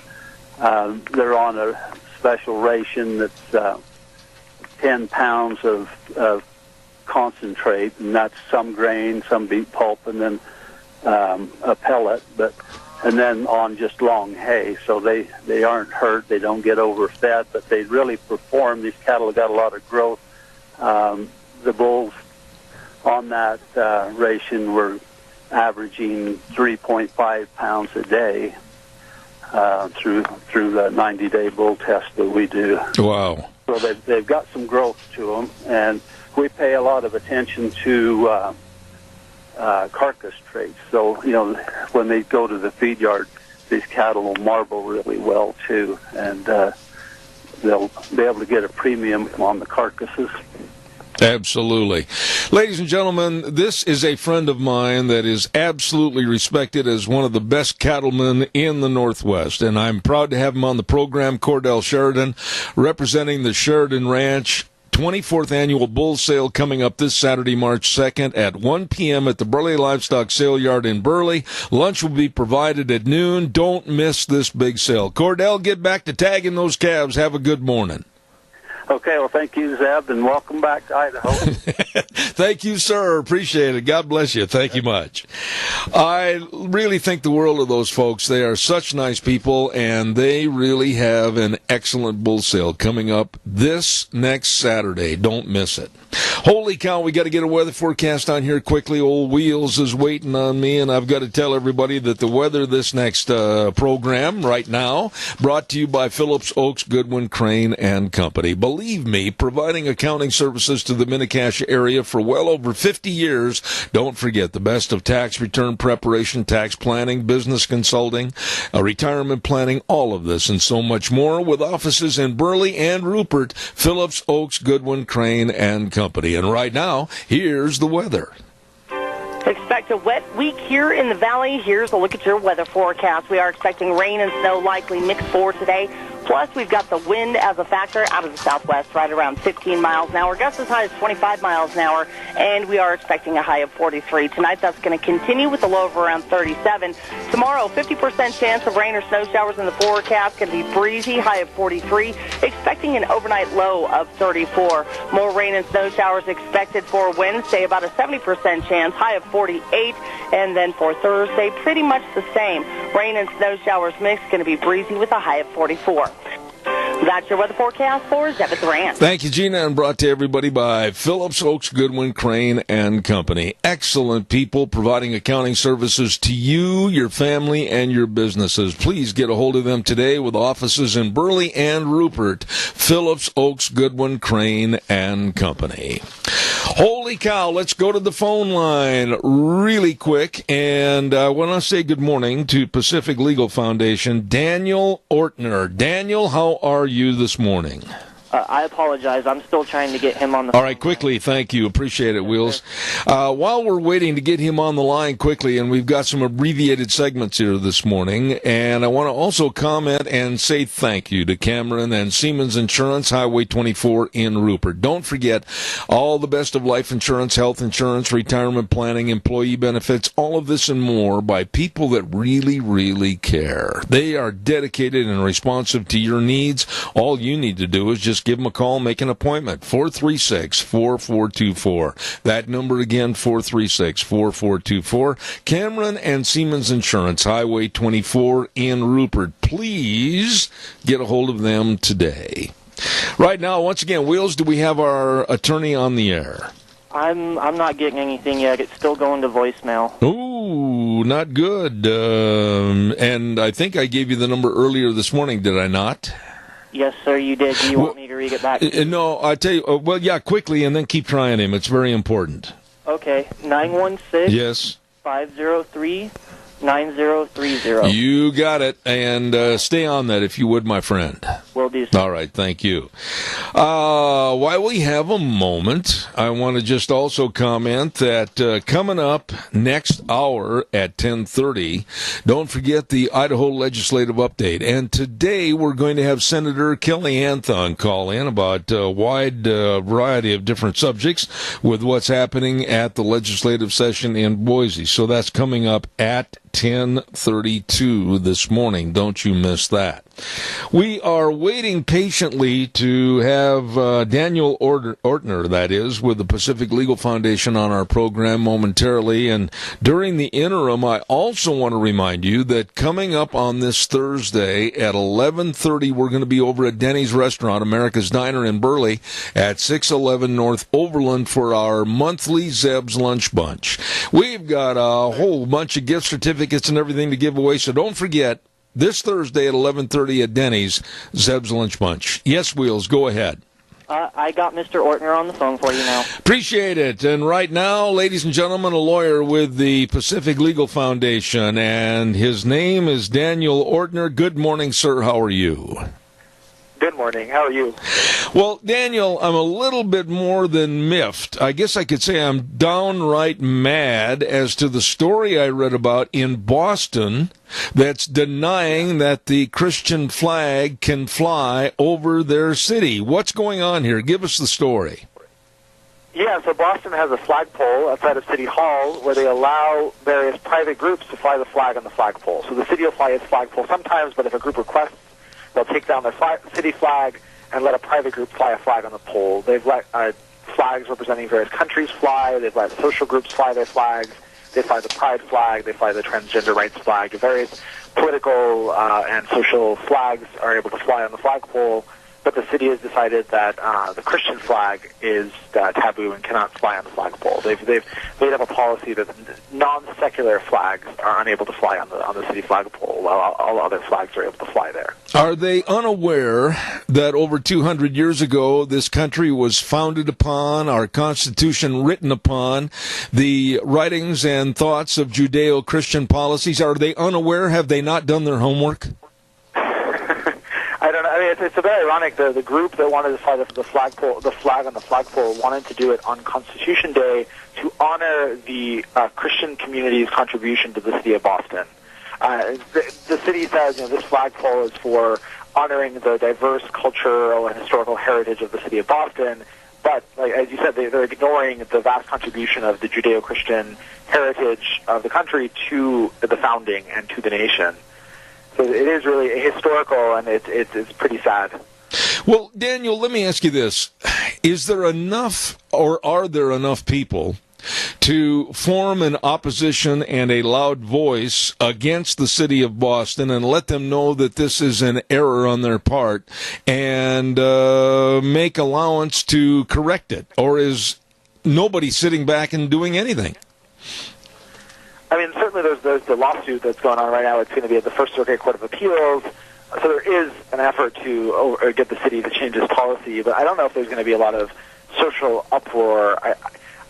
I think that the city's rationale is, well, if we allow a Christian flag on the flagpole, it's going to be an endorsement of Christianity, and people are going to be upset and outraged by that. And so they're saying, well, we want to avoid any appearance that we're endorsing Christianity, which I think is nonsense, because they're allowing, for instance, the Cuban flag to fly on the flagpole, the Chinese government flag to fly on the flagpole. They're not worried that people are going to associate the message on the flag as if the government is the one speaking or endorsing the message. And so their rationale just really doesn't hold water.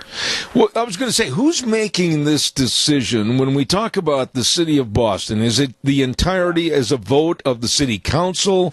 Is it being led by the mayor? What's happening here? In charge of the city-owned properties like the City Hall flagpole or the Boston Common, kind of giving permits for groups to be able to use those spaces. And so he or his staff is making that decision. And that's really part of the problem, actually, is first of all, Boston didn't have this policy written anywhere. Their written policy just said we won't allow flags that are promoting illegal or unlawful activity. They didn't have this non-secular exception that they invented on the spot. And second, that discretion given to a single government bureaucrat is something that the Constitution doesn't allow. Last year at the Supreme Court, the Pacific Legal Foundation won a very important free speech victory in the Minnesota Voters Alliance case, and that was a case about political apparel at the polling place. And the Supreme Court said, giving government bureaucrats the discretion to decide what is or isn't political, quote-unquote, was too much arbitrary discretion that the Constitution didn't allow. And that's really the same thing that's happening with the city's flagpole here in Boston. They're saying, well, we're not going to allow secular flags, or non-secular flags on the flagpole. But the decision of what is secular or not is very arbitrary. The city's own flag has the word God in the flag, in the motto on the flag. They allow another flag, the Bunker Hill Association flag, to fly every year on Bunker Hill Day, which has an almost identical scheme of a red cross on a blue and white background to the Christian flag. But they decide that one of those flags is secular and another one of those flags is not secular. And that is an arbitrary decision-making that the First Amendment does not allow the government to.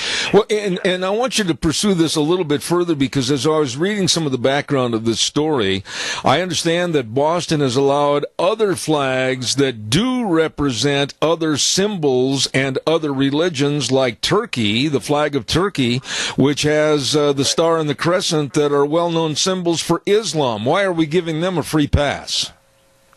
I mean, the city is going to say, well, this one is a secular flag because it represents a country, and the Christian flag is not secular because it's a religious flag. But the problem is that how do you make that decision?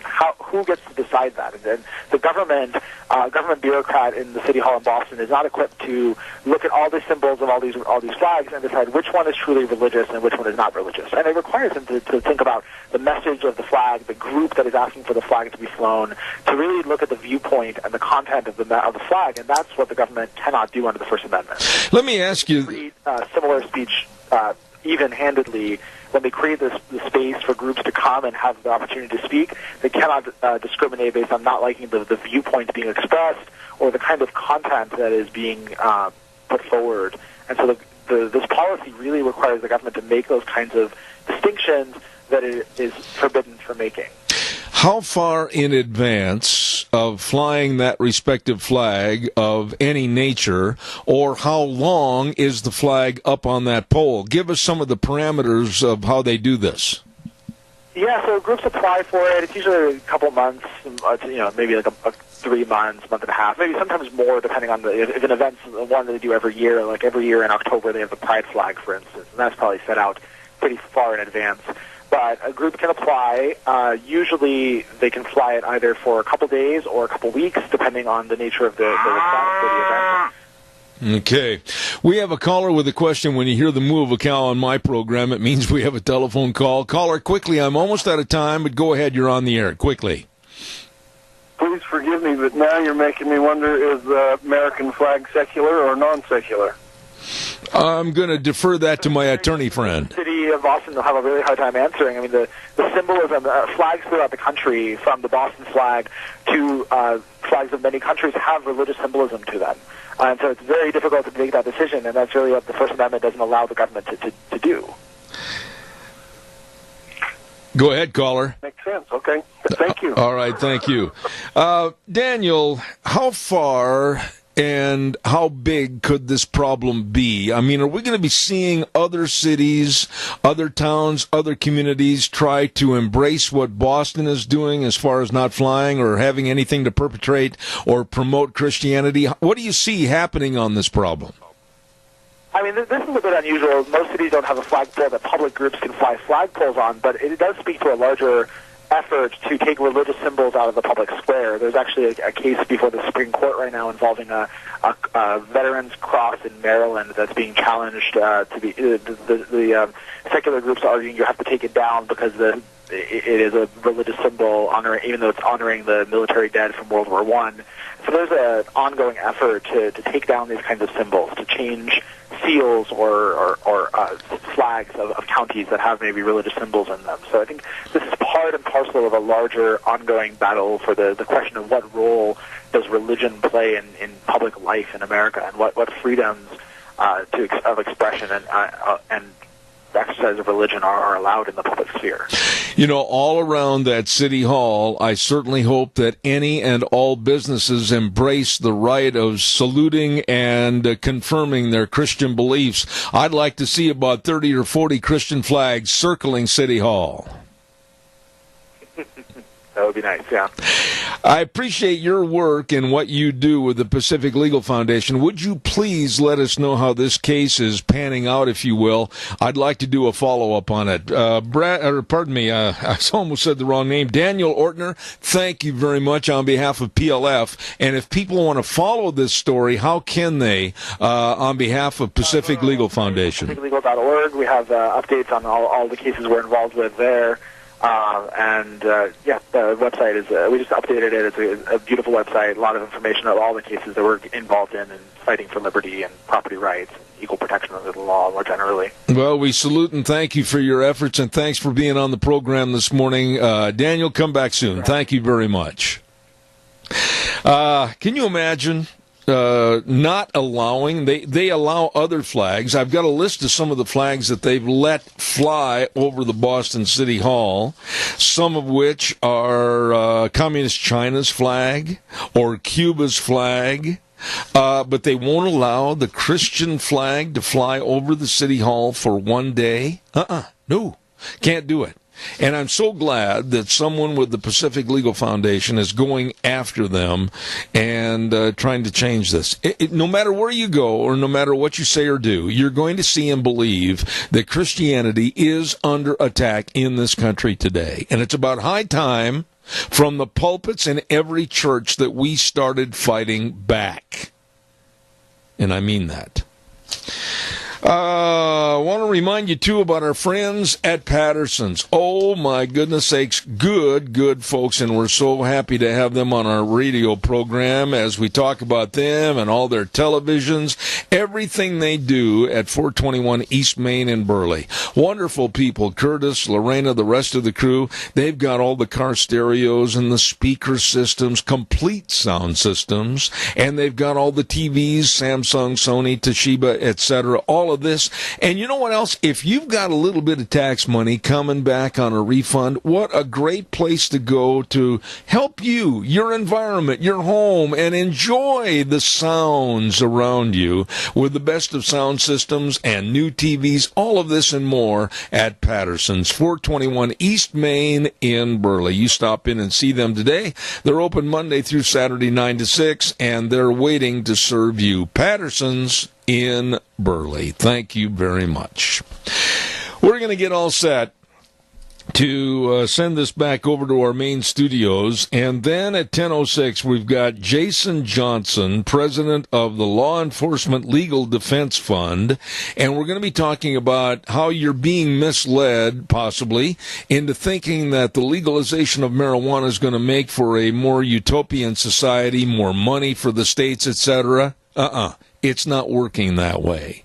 We're going to have him on the air at 10:06, and then we want to remind you about the Idaho Legislative Update at 10:30. Don't miss it. Right now, Wheels, old buddy, it's back to you.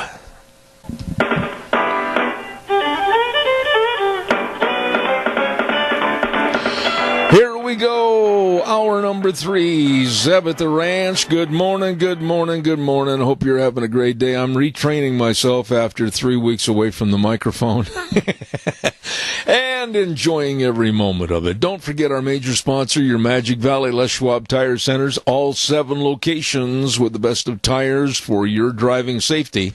And, of course, some of our great advertisers like Burley Physical Therapy and Rehabilitation at 1263 Bennett Avenue, Suite 2 in Burley, helping you get back to being you.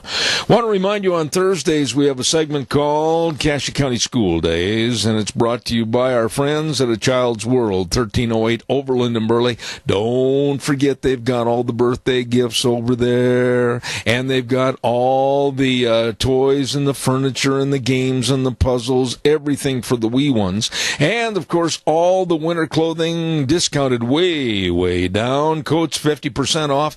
All of this and more with free gift wrapping at A Child's World, 1308 Overland in Burley, and they bring you on Thursdays at 10:10, Cassia County School Days. Thank you very much. Right now, let's go to the phone line, and I'm looking forward to having this gentleman participate in our program for about the next 20 minutes or so. He is the president of the Law Enforcement Legal Defense Fund, Jason Johnson. Good morning, sir. How are you? Good morning, Zeb. Thanks for having me. It's good to have you on. Give us a little bit of background of what you do, what your organization is. Give us some of that information before we get into the story this morning. Sure. The Law Enforcement Legal Defense Fund is a 501c3 nonprofit. It's been in existence since the mid-'90s, and it exists for two primary purposes. First is to help fund defense costs for law enforcement officers from throughout the country who have been wrongfully charged with crimes in connection with their duties. So if you think about cases like the Freddie Gray case in Baltimore and the case of Agent Andy O'Gwen out in Salt Lake City, Utah, and so many others around the country, we act as a financial resource to help pay for defense and other costs for officers who have been singled out, for political purposes, typically, is the scenario. The other reason that we exist, and the other part of our mission, is to educate the public on the challenges facing law enforcement officers. We do that in a variety of ways. Partly is by discussing these things in the media. We also have a high-tech use of force simulator here in our office that we can take on the road to help work with journalists, students, and community groups and others to help them understand, practically speaking, the difficulty that police officers face in high-risk situations like where weapons are involved and things of that nature. Jason, and I hope you don't and are not offended if I call you by your first name, but you're in a subject matter here this morning that is near and dear to my heart, because I have said many, many times on this program and will continue to say on this program that our police officers are under attack. They're under siege in this country, and it seems like the most dangerous job in the United States today is that of being a police officer, and I salute you and your organization for what you're doing.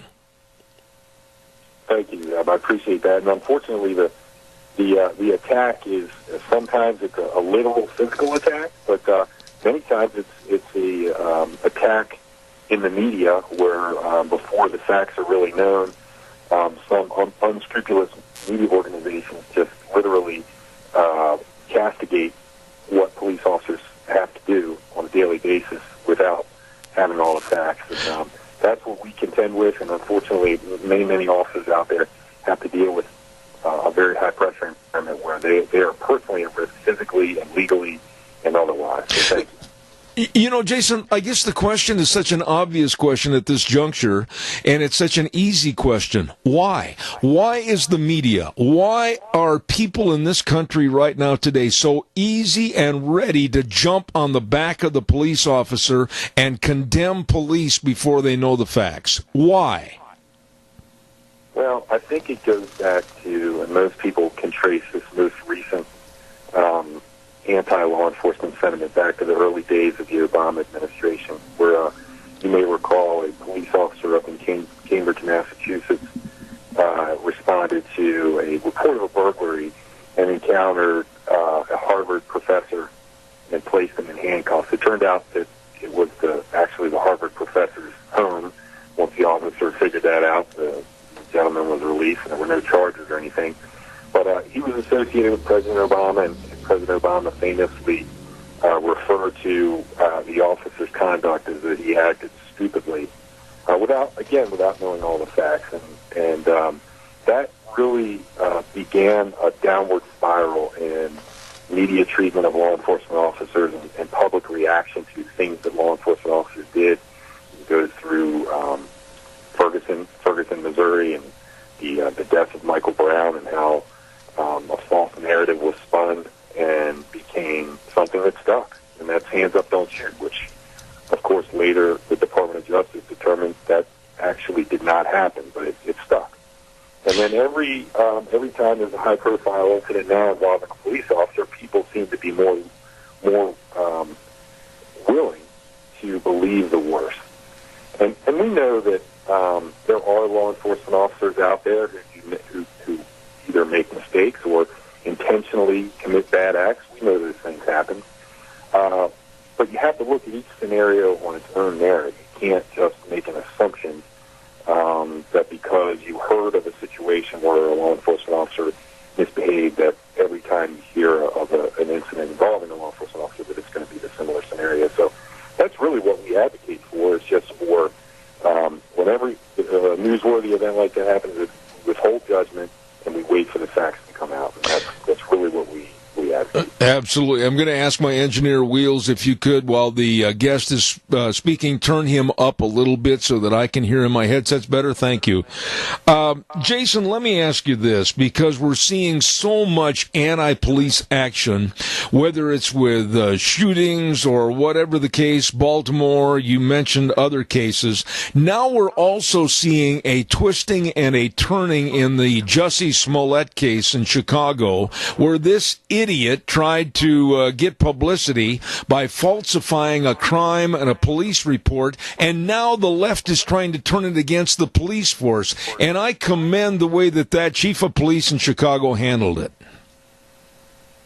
Yeah, I mean, I commented a number of times to folks in my office and even at home how impressed I was with how the Chicago Police Department and its superintendent, Eddie Johnson, handled that situation. It's a very fraught with political issues. You have a apparently well-known individual who alleges that he's a victim of a hate crime, both based on his race and his sexual orientation. So anytime a law enforcement agency is faced with that, and in particular when they begin to uncover facts that may cast doubt on the veracity of the report, they're putting themselves in great jeopardy politically, that they will receive exactly that kind of criticism, that people will, that the forces that are out there are going to sort of turn it around and make it their problem or their fault. But I think they handled it very professionally. They did not prejudge it. They gave Mr. Smollett, from what I gather, every opportunity to cooperate, to provide additional evidence. And they didn't rush to judgment either way. It was a fairly lengthy investigation, and it appears, based on what's been made public, that they only saw charges against Mr. Smollett when they had acquired such overwhelming evidence that the report was in fact fabricated. And they just handled it very professionally and transparently. And the superintendent held a press conference and answered questions that were, 30 or 45 minutes, answered every question he possibly could. So I would have nothing but applause for the way the Chicago police handled that in a very difficult circumstance. When you look at the situation today in this country, where there are certain politicians that want to ban ICE and they want to go after other legal groups that are trying to defend our country and defend its citizens, you must be concerned about the utter chaos that the left wants to have upon the American public. How can we turn this thing around? Well, I think that most Americans do support the rule of law, do support law enforcement, and do support law enforcement officers. And I think the only thing I could say is for that, what is sometimes a silent majority, to just be more vocal, to support organizations that you believe in, that support the things you believe in, whether it's my organization supporting law enforcement officers who are being singled out for political purposes, or any other organization or policy area that supports what you believe. Just be more vocal and stand up and make your thoughts be known, I think would be my advice. I think too often folks on the right side of the political spectrum just tend to not be quite as vocal as the left about what they believe, and they get more easily drowned out, both in the media and just in popular culture. culture in general. I agree. I want to go to another part of our story this morning that I'm anxious to hear your remarks about, Jason, but I will state my case on this first and foremost.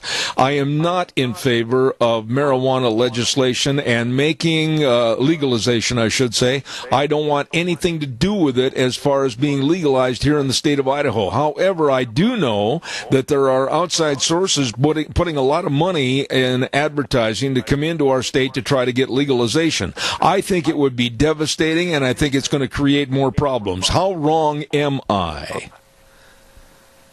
Well, I'll tell you this, Abbi. There is a sort of a tidal wave of marijuana legalization going on across the country. Virtually every state has either adopted some form of legalization, decriminalization, or legalized the medical use of marijuana, or is considering it right now. Virtually every state has a bill pending that would legalize marijuana in some form if it hasn't already. The thing about it is this, Abby. So back in 2012 was when Washington State and Colorado sort of entered this foray of legalization for recreational purposes. And one of the big arguments was that legalizing marijuana would get rid of the black market trade of marijuana. And when that happened, two things would benefit the state. A, they would be able to generate tax revenue from the sale of marijuana, and B, crime would reduce because the black market would dry up. And unfortunately, at least in the states that led the way here, we're not seeing either of those two things happening. The black market is alive and well in the trade of marijuana in both Washington State and in Colorado, and that's not even something that legalization proponents disagree with. Everyone agrees that the black market is still alive and well. The other thing, though, is that violent crime, homicide in particular, has actually increased in urban centers in both states. So if you look at Denver and you look at Seattle, homicides have increased significantly, up almost double in both states between 2013 and 2018. So the promise of being able to raise significant amounts of tax revenue, eliminate the black market, and reduce crime simply have not happened. The tax revenue issue is really explained by the same sort of explanation, is that the black market still exists. So many marijuana users in both states still acquire marijuana illegally from the black market, and therefore are not purchasing it legitimately or not paying taxes. And the reason the black market exists is because of those taxes in many cases, because they're onerous and they make the legal sale of marijuana not competitive with the black market. So in short, it's not working. Let me ask you this, Jason, then, with the facts and the figures that you've put together and studied this and showing that all that glitters is not gold, what about the states of Washington and Colorado? Are they seeing the error of their ways? Is there talk of a repeal? Or is the big money that's trying to legalize it in other states, including ours, Idaho, is it so big that we can't stop it? I know that the governor of Colorado was quoted as saying he is open to going back to prohibition. I have no idea how genuine that is, but my suspicion is that there's really no going back for states that have legalized marijuana. And in many states that have yet to legalize, I think it's just more or less a matter of time. I'm here on the East Coast, and many states are looking seriously at legalization, including my home state of Maryland. And I would anticipate full recreational legalization here, all up and down the East Coast, within the next 3 to 5 years. So it really does seem like something that, because of the money, as you indicated, that there is an incredibly well-funded and energized lobby in favor of marijuana legalization for recreational purposes. And as I was saying earlier, I think a lot of the folks who oppose it have been fairly quiet about it, maybe not realizing that it was a legitimate something that was really going to overtake virtually every state. And maybe, the other thing I could recommend is for people who are opposed to legalization to be more vocal about that and let your elected officials know, because I can tell you that it's coming.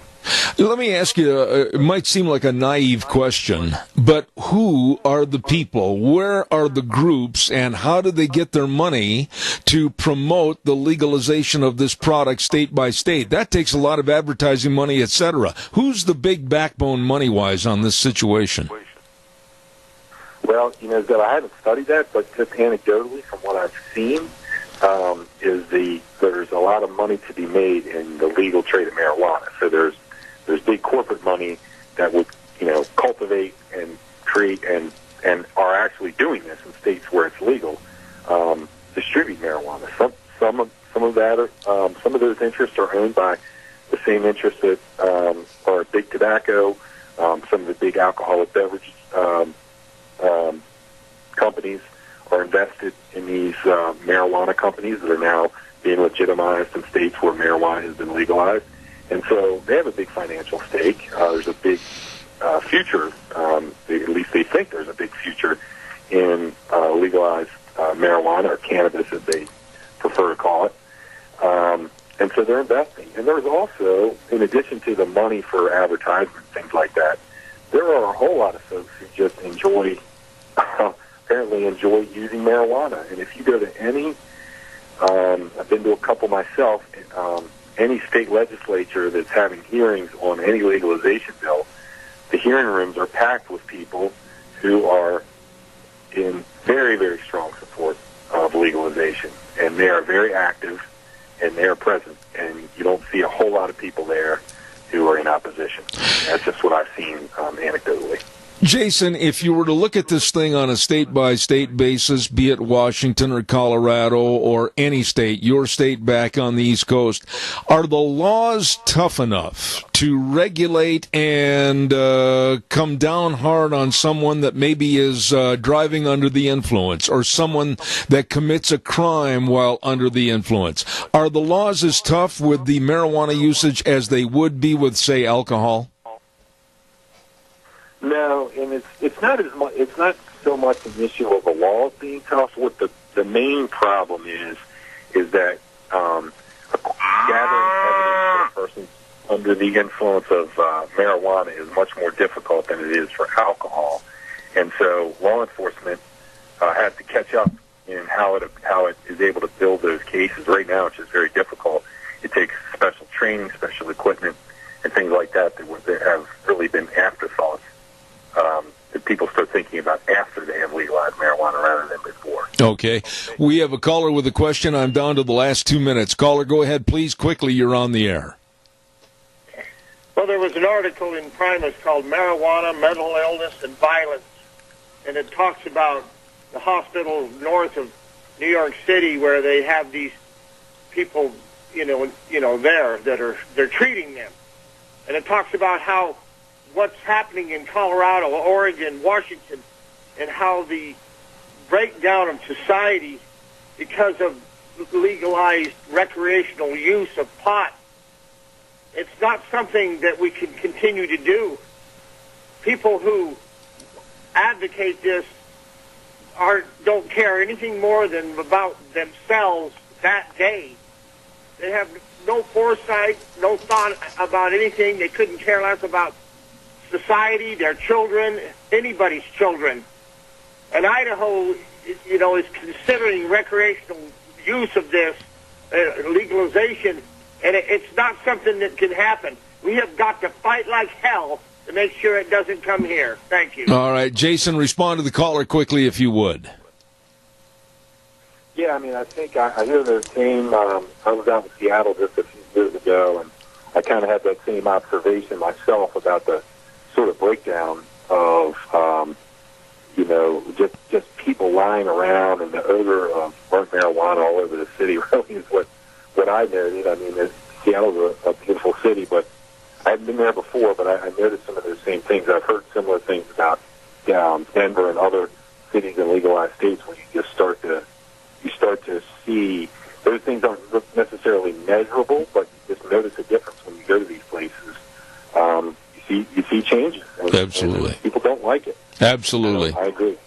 I want to thank the president of the Law Enforcement Legal Defense Fund, Jason Johnson, for being on the program this morning. Jason, please come back in the future. God bless, and thank you for an excellent program.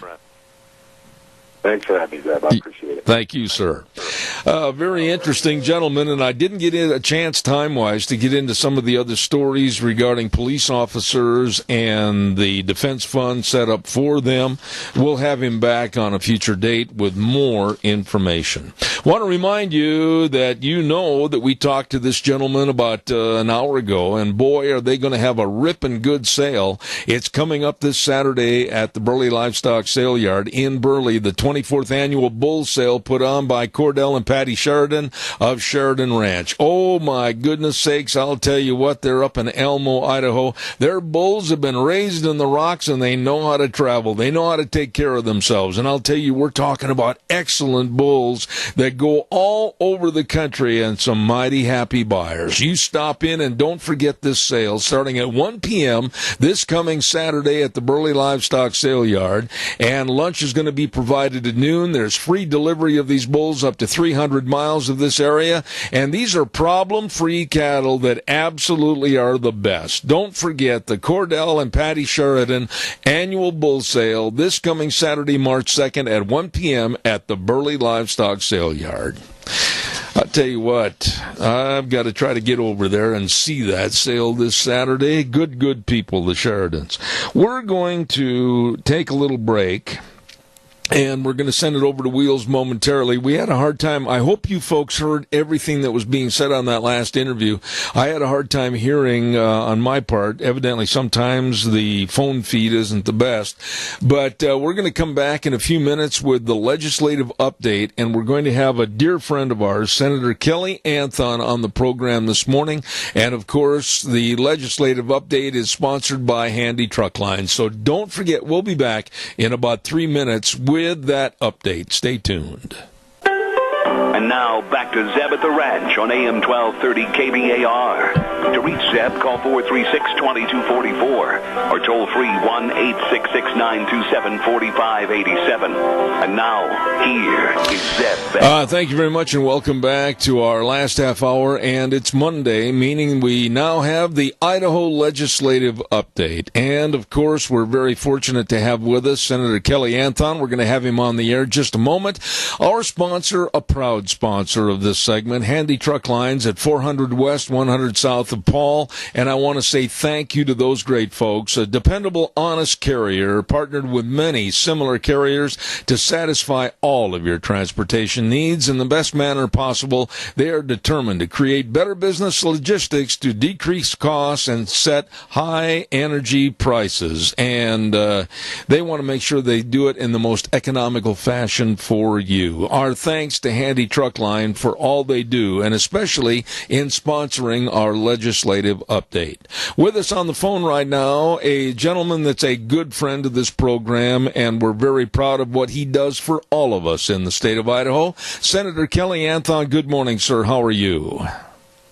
Good morning, Zeb. Thank you. I'm doing pretty darn good, and I sure do appreciate letting me be on the radio today.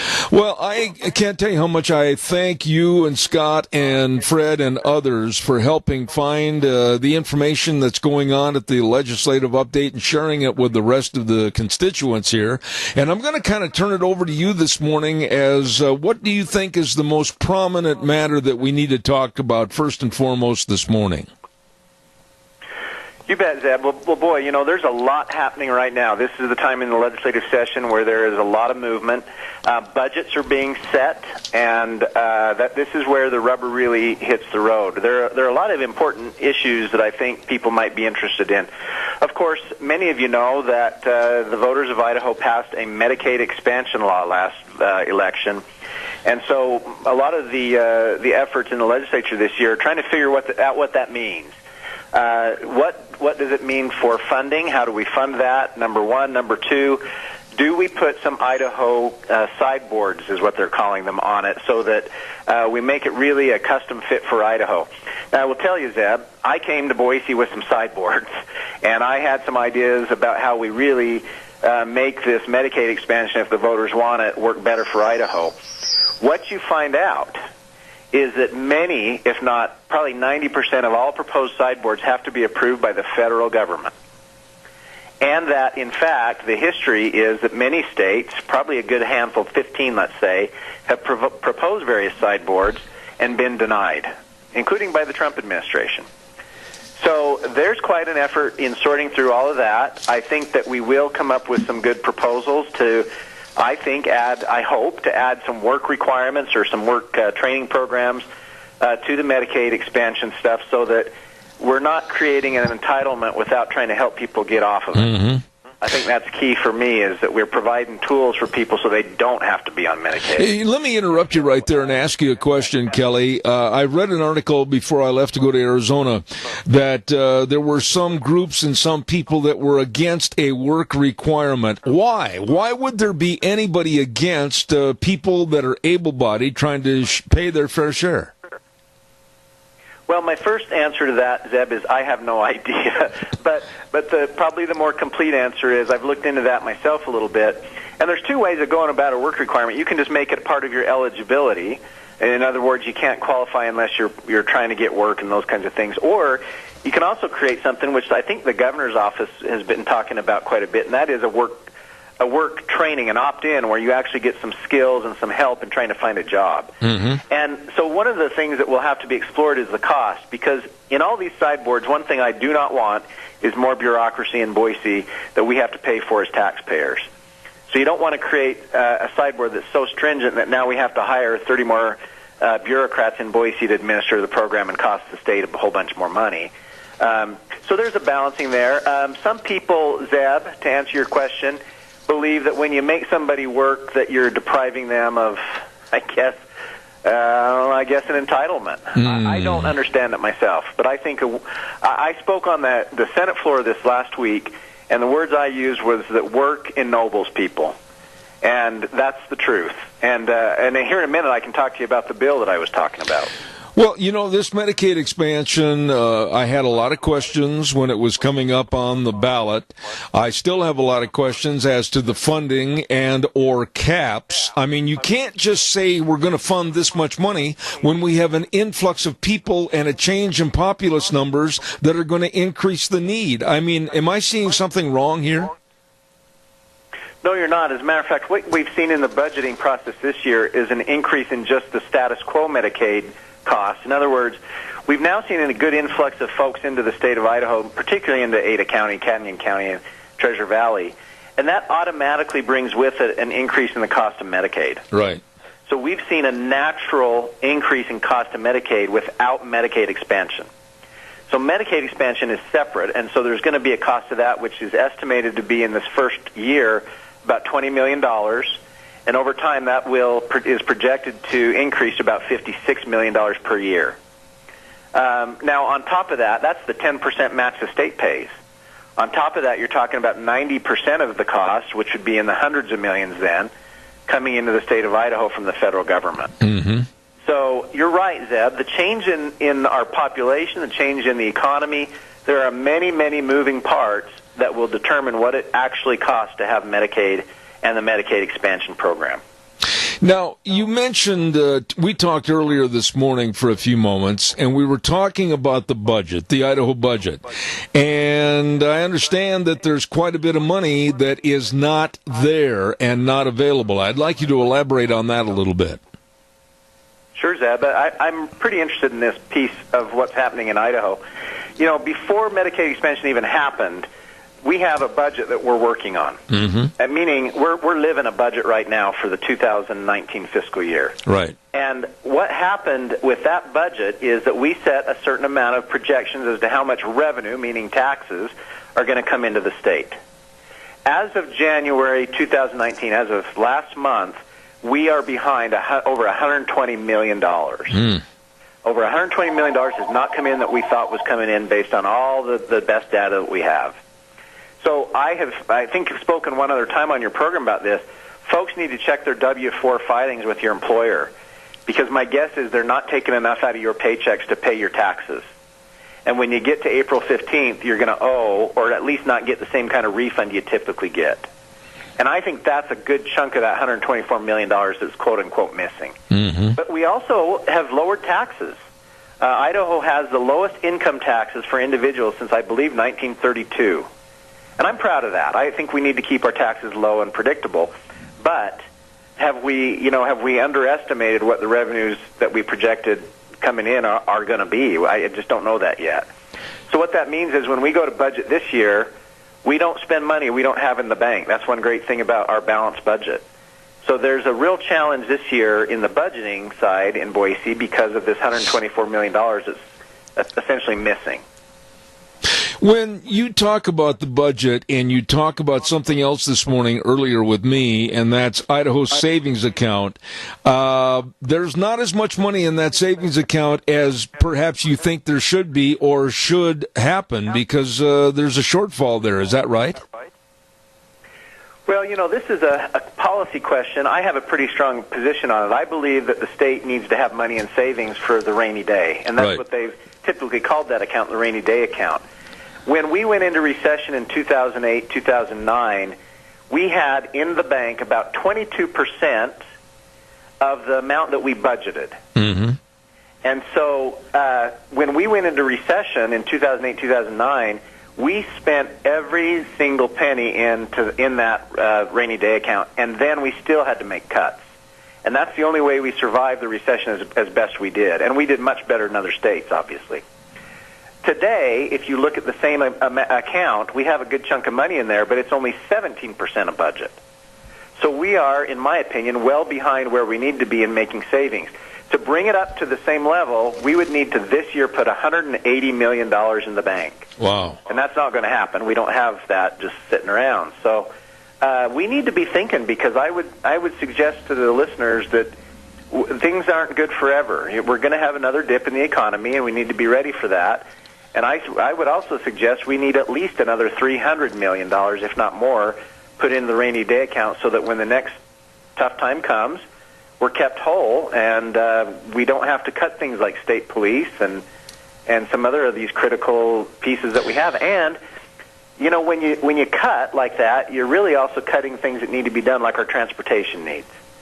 That's my other major focus here in the budget is we need more money for transportation. When you say cut the state police and you talk about maybe not enough money for transportation needs, etc., with the influx of people that are coming in, huge numbers are moving to the gem state for the future. I mean, as a legislator, how do you make plans in the budget to try to cover all this when you have no idea how many people are going to reside here over the next 10 years? Great question. And so what actually happens, Zeb, is at the front end of the legislative session, we have a committee called the Economic Outlook Revenue Assessment Committee. I serve on that committee. And we bring in all the experts. And, you can only you can't see the future, just like you said, so you do your best. But you have all the universities bring in economists, the banks bring in economists, the real estate folks. All the stakeholders bring in predictions. And after we've heard that testimony for about 3 days, we set a percentage amount we believe the economy will grow overall. And that begins the budgeting process. So it is not a set-in-stone way to look at things, but we do the best we can based on the best information we have. And it's not always right. So that's another reason to have that money in the bank. I want to shift gears, if I can, for a moment, Kelly, and wheels over at the station. We're getting a little bit of feedback, if you could, please.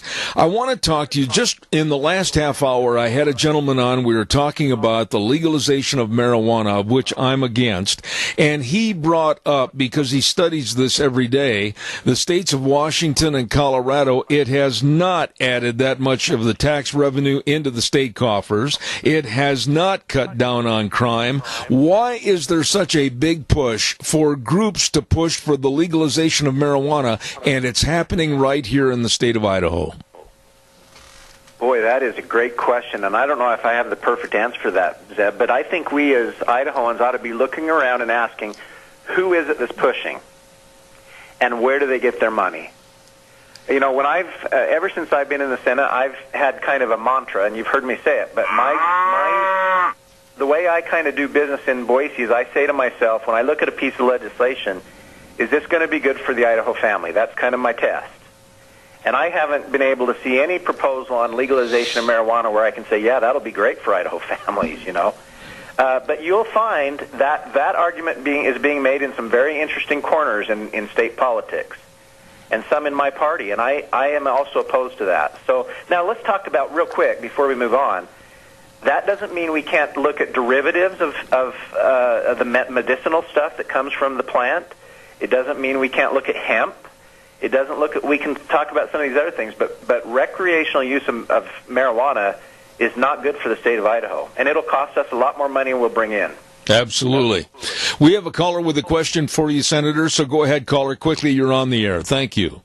I have a son that works for Goldman Sachs.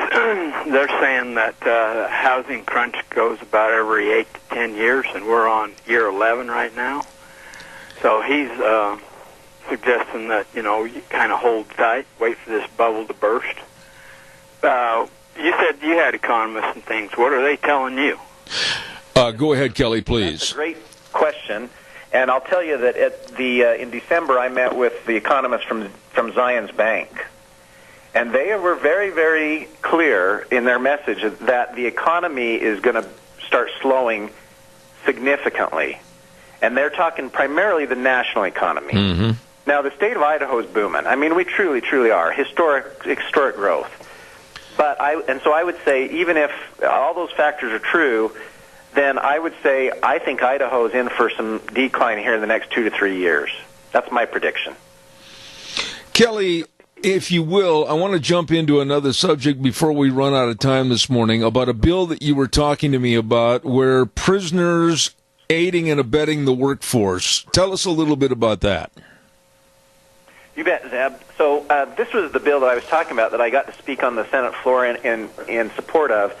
Senator Patty Ann Lodge from Houston, Idaho, brought this bill and worked on for quite a while. But here's the concept. We are expanding work training programs in the Idaho prisons. And here's why I think this is so important. Our recidivism rate in Idaho right now is at 70%. Wow. We let somebody out of prison, 70% of them find their way back. Wow. We've got to put a stop to that. And one of the ways that we know is successful in doing so is when people work in prison, first of all, they're busy, they get some job skills, and they provide a little niche in the labor market that we need to fill.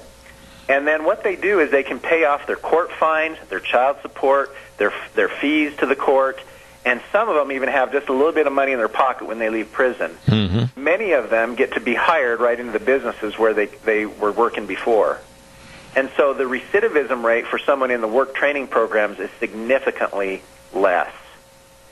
You spoke of Arizona, Zeb. In Arizona, they've got a spectacular workforce training program that I'm trying to look at, and we're trying to copy a little bit. Okay. Now, we have another caller with a question. Caller, quickly, you're on the air. Thank you.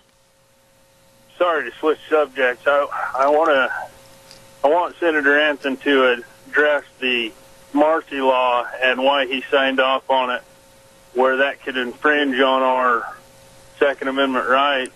As if I have a problem with somebody, you know, I can say that, well, they're not unfit to have guns, and without conviction, they can come in and take them. Please answer. I'll listen on the radio. Very good. Thank you, sir, for your call. Go ahead, Kelly.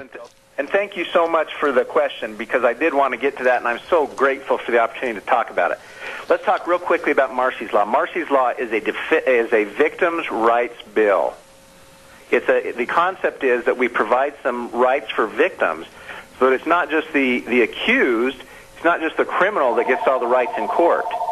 We've had cases out of Soda Springs where we had a victim who was not notified that her perpetrator was being let out of prison. Within the day, she was dead. So the Marcy's Law concept is that you give the victims some opportunity to be heard in court, but also notice if someone's going to be released out of prison. It's supported by people like Rand Paul, Ted Cruz. This is a concept that's not foreign to conservatives. But here's the issue. The issue is that there's been some misinformation saying that the Marcy's Law bill in Idaho would allow gun confiscation. So I'm glad I get to just say a couple words about this, Zeb. First of all, I'm as pro-gun and pro-Second Amendment as they come. The bill in question actually recites right in it, the resolution, that you cannot violate your federal constitutional rights. A judge cannot do that. And what's more, if you look at Idaho's constitution, it's absolutely dead on the money that a judge can only take gun rights away from somebody if they're convicted of a felony. So when I read that Marcy's Law proposal, which is only asking to put it on the ballot, I felt pretty comfortable with my gun rights. Now, I've had enough of my constituents concerned about this that I've gone back to leadership in the Senate, which I'm a member of leadership, and I've gone to the bill sponsor and I've said, let's hold this bill until we can really take a look at it. And I've called it belt and suspenders. We're going to rewrite this Marcy's Law proposal. And so the one that's been floating out there, I think, is dead. And I say I think because it's in the House. I can't control what the House does, but I believe it's not going to move forward. And in the Senate, we will, within the day, propose a new set of language. Now, if you don't like Marcy's Law, I don't have any problem with that. My concept was let's get it on the ballot and let people decide. Absolutely. But if anybody needs more time on that, please come see me. I would never do anything to support a red flag law. I'd rather die a million horrible deaths than have any of my guns taken from me by the government. Absolutely. So I appreciate the opportunity to speak on that just a little bit, Zeb. You know, here's what we need to do. We need to get you back on another program real soon to be more definitive and create more of the answers to a lot of these questions. So I'd like to get you back, maybe not next week, but the week after, to discuss this again, if possible. I'm out of time right now, but please come back as soon as you can. Anytime, Zeb. God bless you, and thank you for letting me be on today. Senator Kelly Anthon, and he's always been a good friend of this program, always sharing in all the information. Thank you very much for being on the legislative update for today. Brought to you by Handy Truck Lines at 400 West, 100 South of Paul. They are very pleased to be serving the businesses and all the communities in this area as they begin over 90 years in operation. We thank them for sponsoring the Idaho Legislative Update. Right now, ladies and gentlemen, we are going to get our weather forecast on, and quickly, I might add, because I'm almost out of time. I want to remind everybody that the weather brought to you this hour by Scarro's Meats. Don Scarrow and the crew at 331 North Road, Jerome. Oh, my goodness, they've got the best of meats, and you don't want to pass it up. Listen, they've got all the buckboard bacon, and they've got all the bratwurst, and they've got all the breakfast sausages, they've got all the marinated pork ribs. The list goes on and on. Delicious meats from Scarro's Meats at 331 North Road, Jerome. To find out more, go to their website, scarrowsmeats.com. Absolutely delicious. Right now, here's Gina with the weather. Expect a wet week here in the valley. Here's a look at your weather forecast. We are expecting rain and snow likely mixed for today. Plus, we've got the wind as a factor out of the southwest, right around 15 miles an hour. Gusts as high as 25 miles an hour, and we are expecting a high of 43. Tonight, that's going to continue with a low of around 37.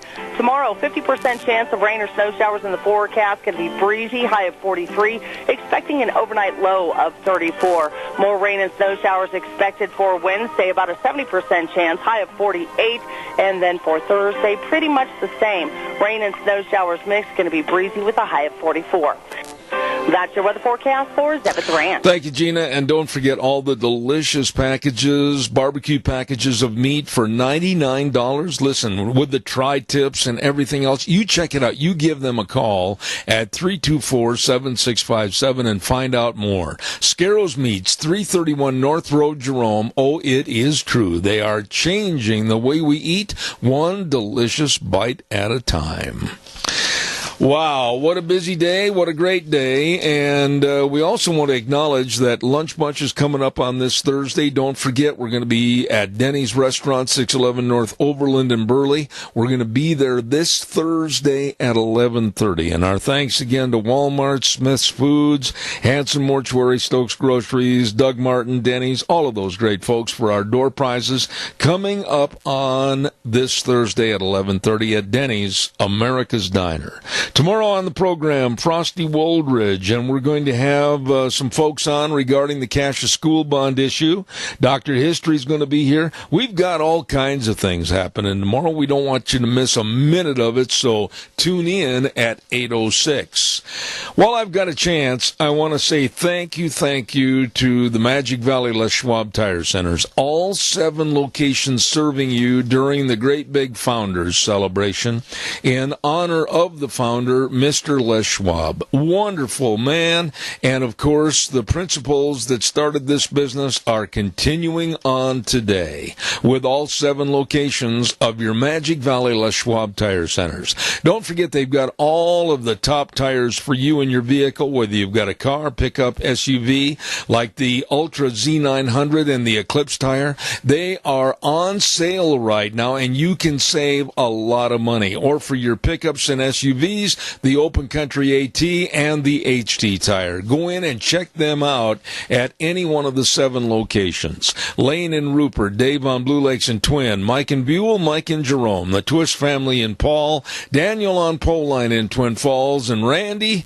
on Overland in Burley. The best, your Magic Valley Les Schwab Tire Centers.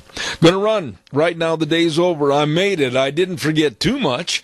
And we'll be back here tomorrow morning at 8:06. Zeb at the Ranch right here on KBAR 1230 and then streaming live all over the world on zebbell.com. And remember, the way things were are the way things ought to be. And the world needs more cowboys. See you tomorrow morning at 8:06.